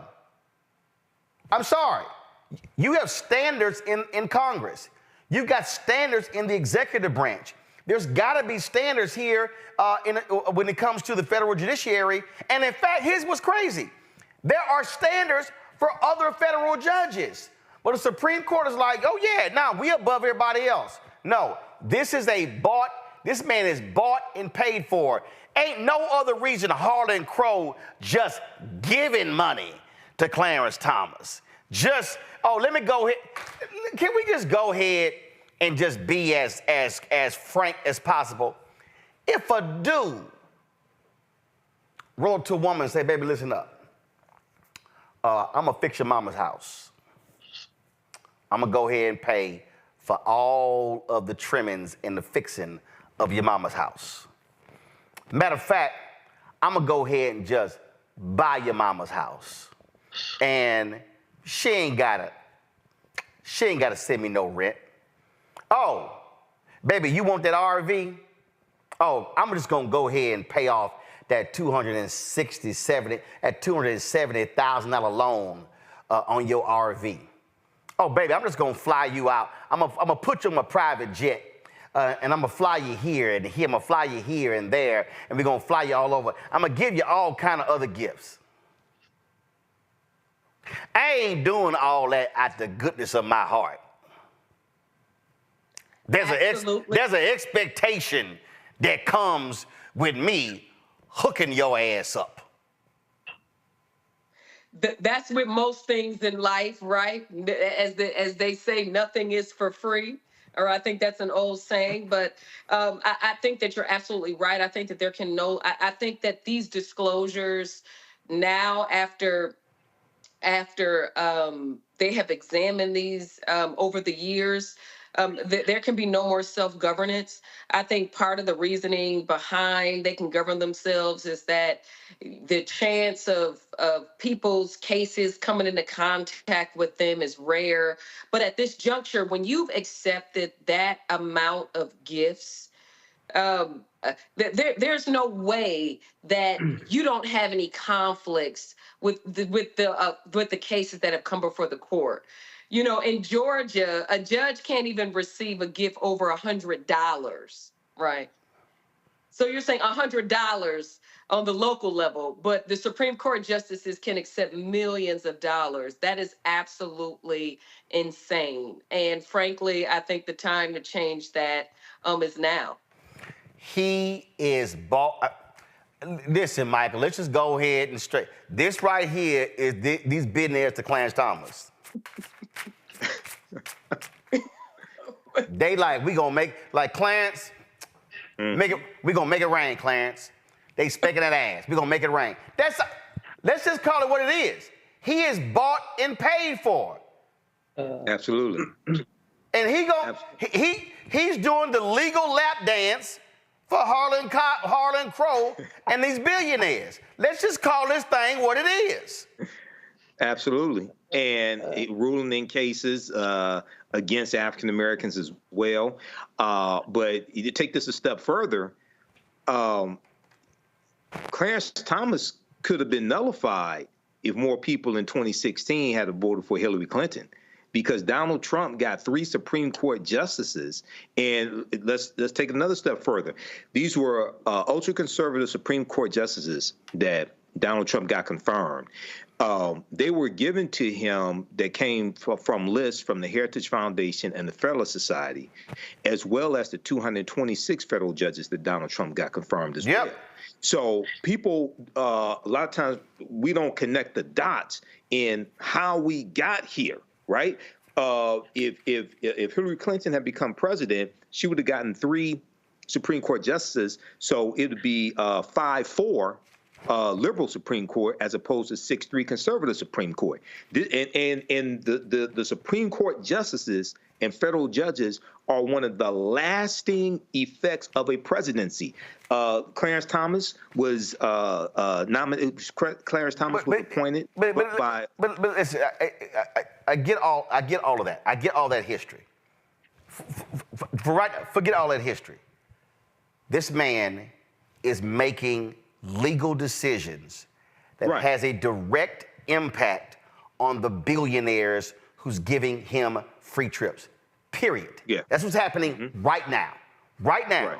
This man Chief Justice John Roberts should be far more aggressive in holding this man accountable. And frankly, Roberts has been silent. He is allowing his court to be corrupted. It's corrupted by Clarence Thomas. It's corrupted by Sam Alito, period. Well, Roberts and Alito, they served in the Reagan administration. They served in the... Yeah, but I'm talking about right now. Right now, they are making decisions today that's impacting it's impacting these billionaires. There's no way around it. And this whole, there's no direct case. No. We ain't buying that. We ain't buying it. It's corruption, but that's why they were put there in the first place. Yeah, but it's corrupt. But this is where Senator Dick Durbin of the Senate Judiciary Committee needs to be a lot more aggressive, and he's been far too passive allowing these things to happen. 20 seconds, I got to go to break. That's what I was coming to. New York Times, there's an article from today, June 7th. Senate Democrats face escalating calls for broader investigation into high court. Well, they need to hurry the hell up because they too damn slow and they too passive on this whole thing. Got to go to the break real quick. We come back. Education Matters on Roland Martin Unfiltered on the Black Star Network. On the next Get Wealthy with me, Deborah Owens, America's Wealth Coach, we're talking about the difficulty of being able to acquire wealth for Black Americans. My guest, Emily Flitter, is the author of The White Wall: How Big Finance is Bankrupting Black Americans. The bad stuff that you feel when you're dealing with the financial services industry is not your fault. It's not your fault, and you don't deserve to be treated like this. That's right here on Get Wealthy, only on Black Star Network. Now streaming on the Black Star Network. It was my junior year at Georgetown, and Spike calls me and he says, Malcolm, what are you doing next year? So, graduating, you know. He said, take a year off, work on Malcolm X. I said, okay. But first of all, for the folks who don't know, Spike is my cousin. Spike is my cousin. Just for the person watching, like, how the hell is Spike just gonna tell you that it's true? It's true.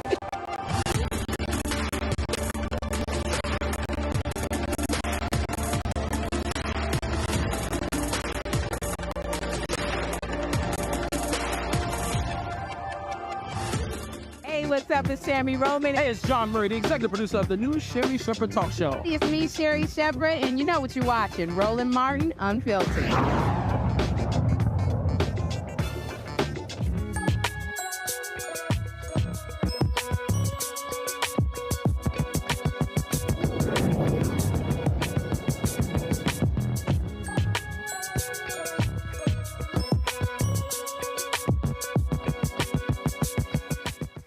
Financial literacy is critically important. That's why Father is hosting an online summer camp that helps Black youth learn about investing in the stock market, crypto, real estate, and more. Kavon Chisholm is Executive Director of Junior Wall Streeters, Inc. He joins me from Gainesville, Virginia. Kavon, glad to have you here. And so what kicked this idea off? Thank you for having me. This is our 5th year in a row of doing this. So we started just because we wanted to have a positive impact on our community. And it starts, I believe, that it starts with being financially educated. So we're happy to offer the 3 different types of camps, and all of these camps are in line with our mission of trying to address the racial wealth gap that we are experiencing here in the United States.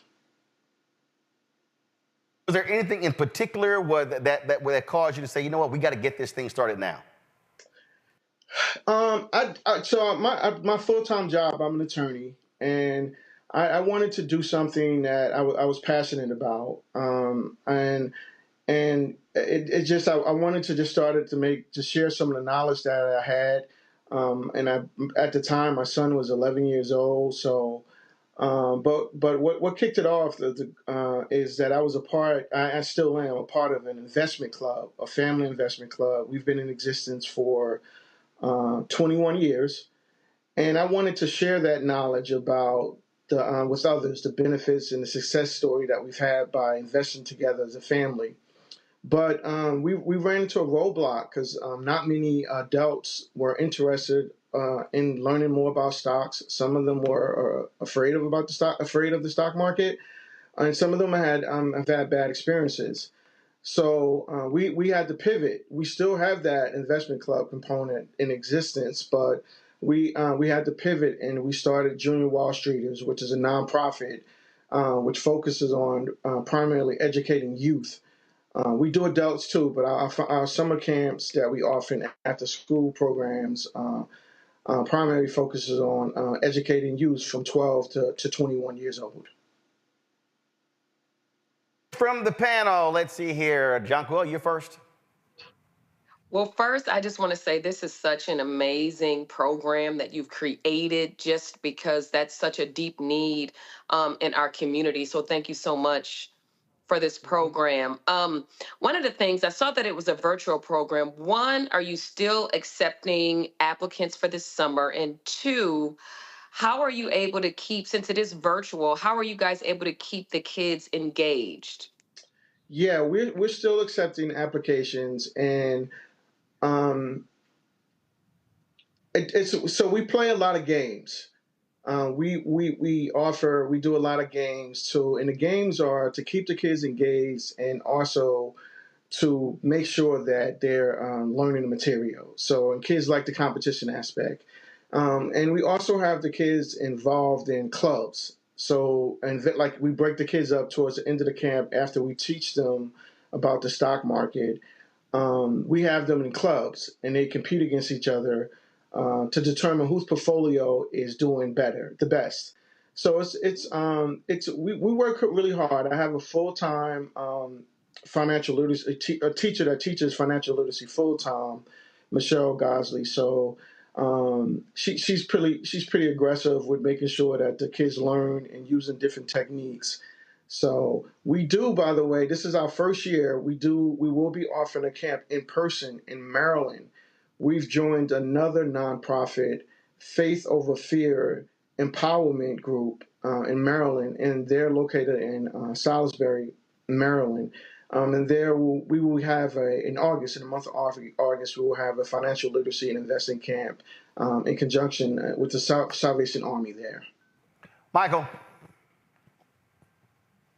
All right. Hey, this is great. And, I've taught entrepreneurship for years as well. You talked about in the piece from blacknews.com, you talked about community wealth building through investment clubs and how this is one of the things that you teach, community wealth building. Can you talk about the difference between community wealth building as opposed to some other programs dealing with investments that focus on individual wealth building? And once people build the wealth, how do you instruct them, or what are suggestions you give to them for the betterment of the community with the wealth? Yeah, so we really haven't, just because the lack of interest in many of, I'll be honest, unfortunately, many African Americans are just not interested in starting investment clubs.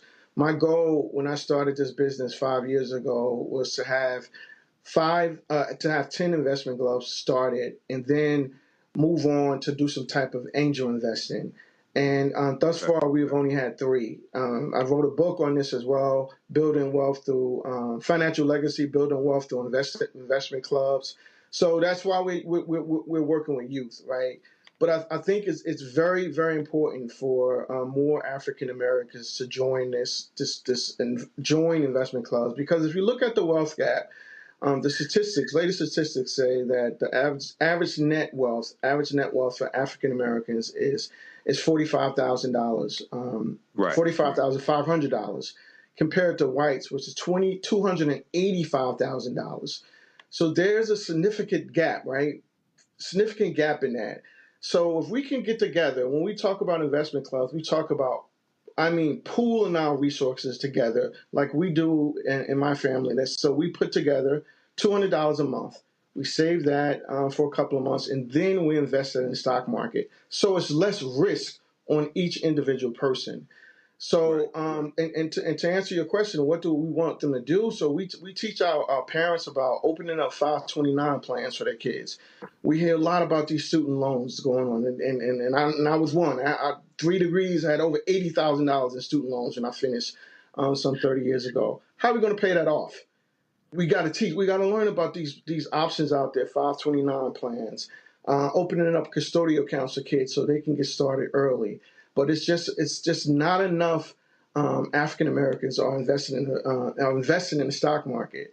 So we're starting with 12-year-olds, so the kids will know once they become adults that they have this information.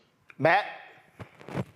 Yeah, I really want to laud you for this program. This is extraordinary because there are a lot of Black professionals and a lot of people who just are afraid of the market and feel like they don't want to put it in there. So I think it's so good to get in front of that with kids. But the question I actually wanted to ask is there a component about practical life skills as it relates to finances? And I ask because I think a lot of our people struggle sometimes from understanding the full impact of interest rates. You know, when you go buy a car, what the impact is on the interest rate as opposed to your monthly payment, that kind of thing, right? So is there a component that discusses practical life skills as it relates to finance, because that obviously has a big bearing on their lives as well. Yeah, this program is really based on my life as a whole, as growing up in Newark, New Jersey, living with my mom, a single parent, being evicted a couple times, having our lights turned off, and just living through that, right? Going to college, having 5 credit cards, 3 credit cards, my first 3 months in college, having bad credit. So, so far as the practical knowledge, what we do, 2 things, right? Our summer camps, after the kids go through our summer camps, we have an alumni program, and we meet with the kids free of charge to come back once a month. We go over the materials and introduce materials that we couldn't cover. And one of the new things that we're offering this year, in 2 weeks actually, my wife is a social worker, so I kind of convinced her to go get a financial literacy certification. I didn't even know they had this degree out there. But now we're going to be offering workshops for parents, encouraging parents to come to the workshops so they can learn how to talk to their kids about money. Because I'm thinking about my life, my experience, right? What if my mom would have sat down with me and said, you know what, Kevon, we're going to get evicted because I couldn't pay the bills, whatever the reasons were. What my understanding of money now, or as I was going through this process, would be better now, right? So we're trying all different avenues and trying to be applicable as possible. And I use my real life experience. Like every November, my credit card company, my credit union, when we teach up kids about credit unions, because not enough of us have credit union accounts, which we know most of the time when you buy a car, you can get the lowest credit rating from a credit union, right? Interest rate. So I get this offer from my credit union every year. Do not pay your car bill in December. No, free. And I presented that to the kids. Is this a good offer? And believe it or not, some of the kids thought it was a good offer. But then we taught them, no, that's not a good offer because they're still charging me interest rates.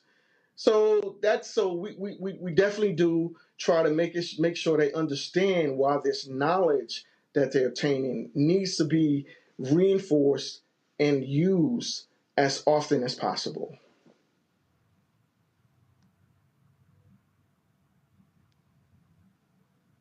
So, Kevon, how can folks get more information?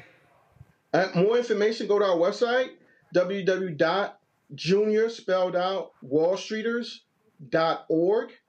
And we do have limited amount of scholarships for campers. I just want to encourage you, our application is right on the website. If you do get awarded a scholarship, please attend the camp for the full 2 weeks. The financial literacy camps are 2 weeks. Introduction to cryptocurrency is 1 week, and introduction to real estate investment is 1 week. And we are also still looking for sponsors to sponsor the kids that are unable to attend the camp, because we believe regardless of your parents' financial situation, you deserve a financial education. So anyone is willing to sponsor a camper, you can do that as well from looking at our going to our website. All right. JuniorWallStreeters.org. All right, Kevon, we surely appreciate it. Thank you so very much. Thank you for having me. All right, to the panel, I surely appreciate it. Michael, Jonquel, Matt, thank you so very much for joining us today's show. I certainly appreciate it. Folks, I'm going to come back. I'm going to talk about Steve Harvey Golf Classic, which took place Wednesday in Atlanta. Hey, don't forget. So here's the deal. There are 45 copies of the first left. I have signed all of them. I've looked everywhere. It's just 45 left. If you want to get one of those 45, you better order it now, because we're going to be completely gone. And I told you I'm not reprinting anything. And so you can go to RolandSMartin.com/thefirst, RolandSMartin.com/thefirst to actually check out to get your copy of that book. So again, y'all, come on, put the graphic up, guys. Why are we so slow? Let's go. Thank you very much. Again, get your copy of the first. Again, just about 45 copies left. And then once they're gone, they are absolutely gone. What are we doing in there? Okay, all right. So again, go to RolandSMartin.com/thefirst, RolandSMartin.com/thefirst. I'll be right back.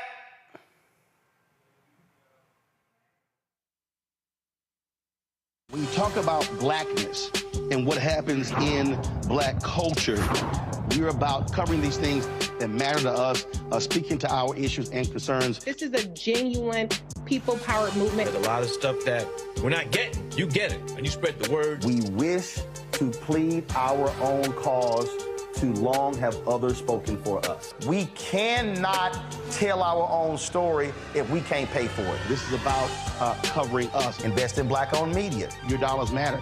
We don't have to keep asking them to cover our stuff. So please support us in what we do, folks. We want to hit 2,000 people, $50 this month, raise $100,000. We're behind 100,000, so we want to hit that. Y'all money makes this possible. Check some money orders. Go to P.O. Box 57196, Washington, D.C. 20037-0196. The Cash App is $RM Unfiltered. PayPal is R Martin Unfiltered. Venmo is RM Unfiltered. Zelle is Roland at RolandSMartin.com. Farquhar, executive producer of Proud Family. Bruce Smith, creator and executive producer of The Proud Family, Louder and Prouder. And you're watching Roland Martin Unfiltered.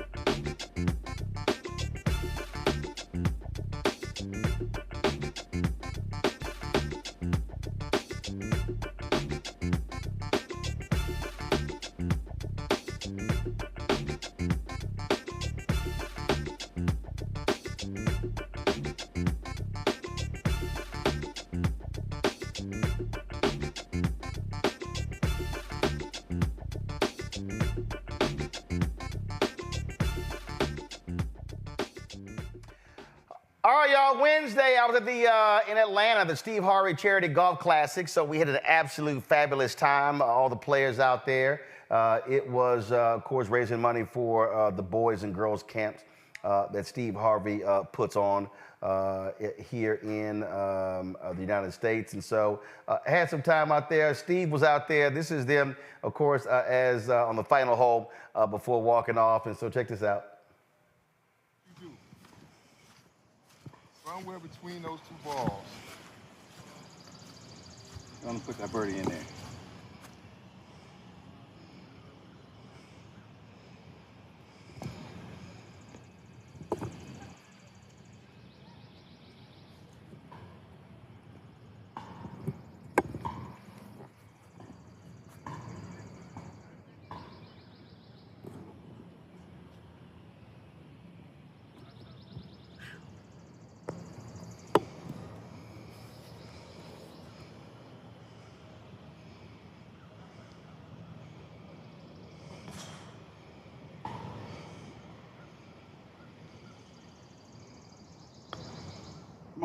Come on, get there, get there. Put it between it. You put it between. Gentlemen.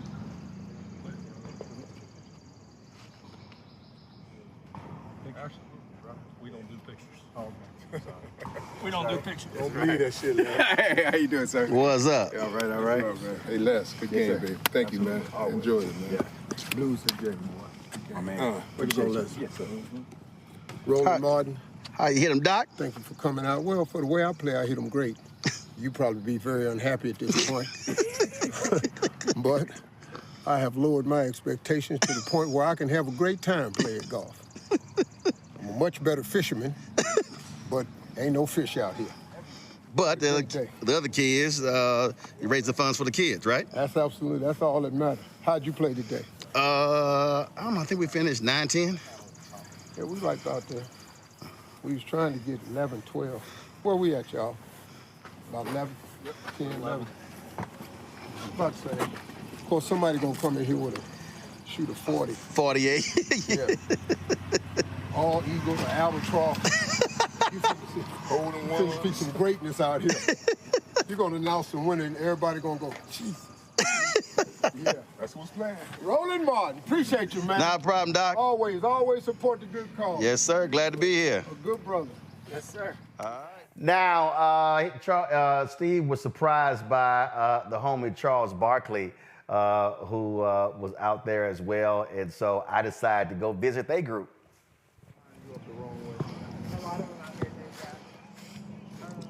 Y'all need me to hit the shot? We already hit. How you doing, brother? Chilling.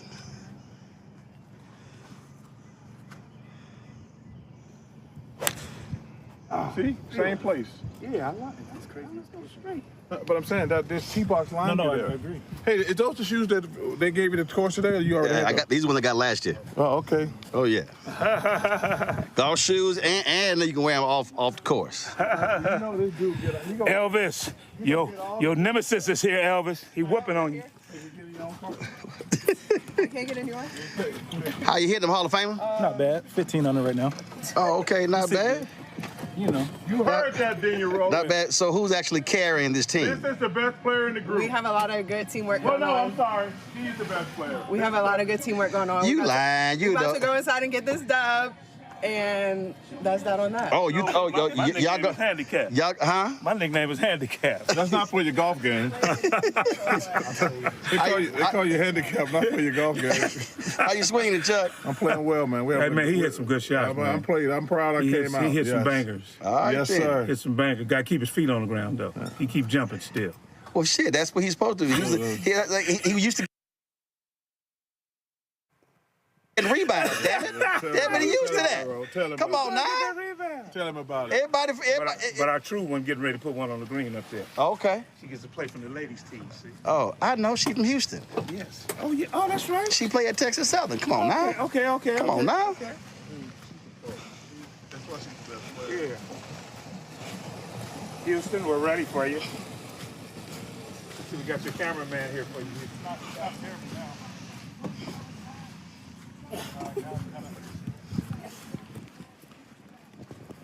Yeah, it is. What? This your caddy? I just play middle. My caddy and my coach.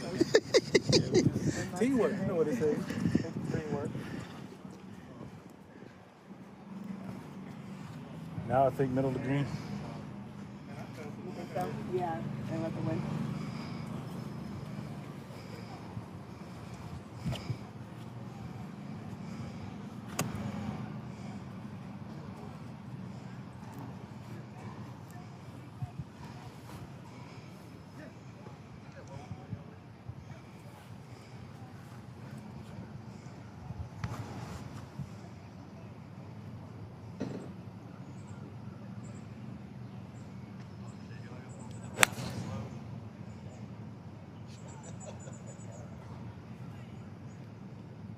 There we go. Go ahead in it. That's why we be winning. That could have been a little closer. Oh, could it? That could have been a little closer. Oh, could it? You'll put yours first? That could have been a little closer. Let me go get my club. Go get it. Let me go get my club. Go get my club. That was Amber Kirkendall. She, of course, is from Houston, played golf at Texas Southern University, led them to a couple of SWAC championships, and so good to see her. Now, also out there was Pastor Keon Henderson out of Houston. Y'all remember when he went viral for this?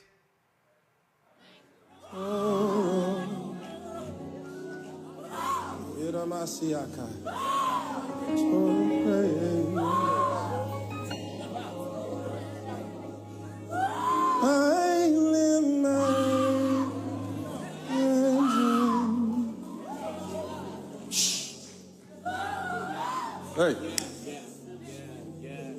Stop her. Hush, hush. Silence in the name of Jesus. I lift my hands. He said, stop her, hush. Well, y'all know I'm petty, and I forgets nothing. So here's him coming off the final hole. You should have been here like 5 seconds ago. You would have seen the 20-foot I just 20 made. footer from 30. A 20-footer you just made? Yeah, I'm doing it putt. Let me just say this here. Hush.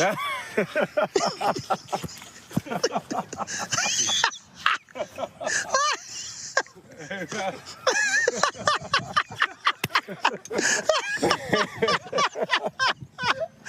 gonna be with me forever, man.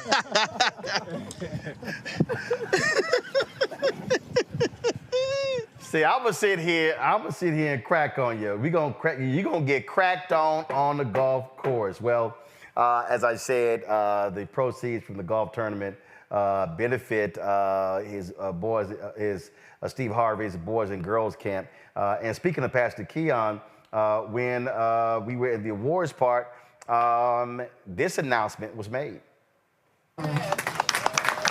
Please stand to your feet.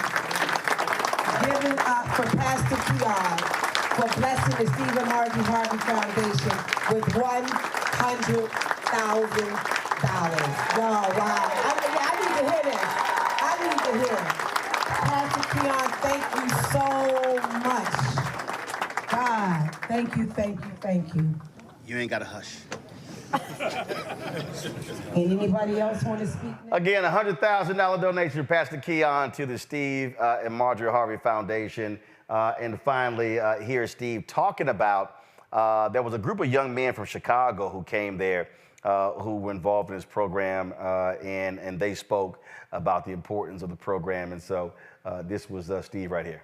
I really appreciate them young brothers coming up here from Chicago. Hey, man.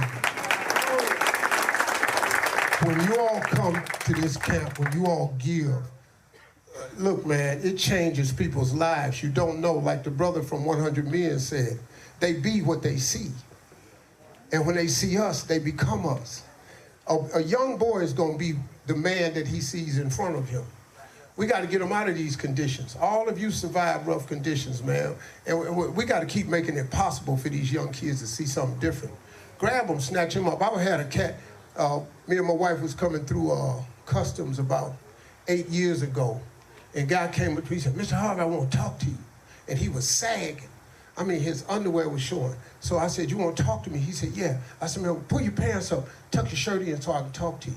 He said, oh, okay. He started stucking his shirt.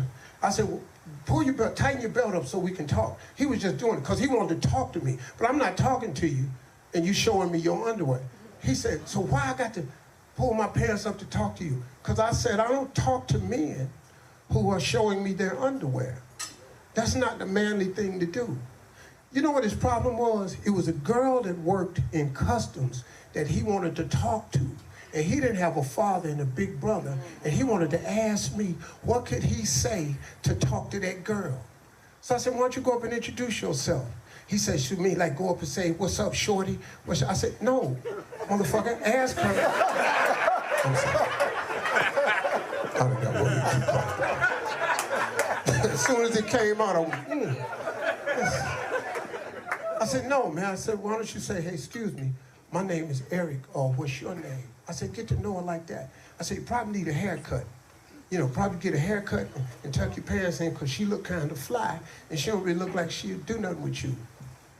I ain't think nothing of it. I gave him my number. We talked a couple more times. I helped the young man get into school. That young man today is a manager at a Home Depot. Him and the girl is married with 2 kids. You know what I'm saying, man? It's just, all I did was take the time out to talk to him, to give him some direction, and that's what I need, man. I need organizations like 100 Men and you brothers.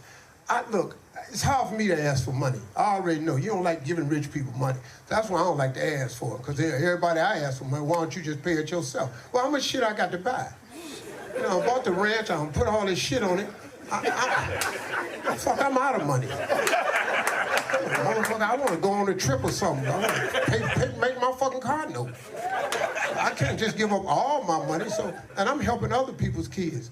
But man, the money you donate, if you take the time out to just talk to these young cats, man, when you ain't got no father, when you ain't got no brother, you trying to figure this out. You know how hard manhood is. This shit is hard without no direction. You know, a young man without a role model is like an explorer without a map. How do you figure manhood out without talking to another man? So as many of you that can volunteer your time, I don't care if you don't have money. If you give me your time and you can snatch up one of these cats and give them your number. Just give these boys a number, somebody they can call and run something by. That can change their life. You feel what I'm saying? You feel what I'm saying? And that was Sharon Page. She run the foundation all in the camera. I'm like, Sharon, get out the way. Trying to shoot. All right, y'all. Again, I had a great time out there. Monday, I'm going to be in Atlanta Warwick Dunn has his 11th annual golf classic benefiting his foundation. You know, he's been putting single mothers in homes for years, and so we'll be talking to Warwick on Monday from his golf tournament in Atlanta. Folks, that's it for us. Hope y'all have a fabulous weekend. Don't forget to support us in what we do, folks. Again, the work we do, I know some of y'all may think, oh man, you're out there playing golf, but here's the whole deal. Guess what? There wasn't other media out there at Steve's tournament. Not at Anthony's tournament. They're not going to be at Sid's. Not a lot of different places. And so we are providing coverage of a lot of these events where, again, thousands of our young folks are being helped as a result of the work that's being done by these brothers. And so that's why we're there to support. So you can support us by joining our Bring the Funk fan club. The goal is to get 20,000 of our fans contributing on average $50 each. $4.19 a month, 13 cents a day. You can send your check and money order to P.O. Box 57196, Washington, D.C., 20037-0196. Cash App, $RM Unfiltered, PayPal, R Martin Unfiltered. Venmo is RM Unfiltered. Zelle, Roland at RolandSMartin.com, Roland at RolandMartinUnfiltered.com. Folks, don't forget, download the Black Star Network app, Apple phone, Android phone, Apple TV, Android TV, Roku, Amazon Fire TV, Xbox One, Samsung Smart TV. As I told you, I have just 45 copies left of the first, y'all. That's it. 45 copies. I'm not reprinting it. I'm personally autographing every single one. Let's get these out of the way. The final books will be shipped tomorrow. And so you order the book now. I will be autographing it tonight. And so I cut the price. It's $10 shipping and handling. It's $7.99. I'll be personally autographing. So get your copy of the first. President Barack Obama's road to the White House as originally reported by Roland S. Martin. Go to RolandSMartin.com/the first. Also get a copy of my book, White Fear, How the Browning of America is Making White Folks Lose Their Minds. Available at bookstores nationwide. To get the audio version on Audible. Folks, I'll see y'all on Monday from Atlanta. Ho!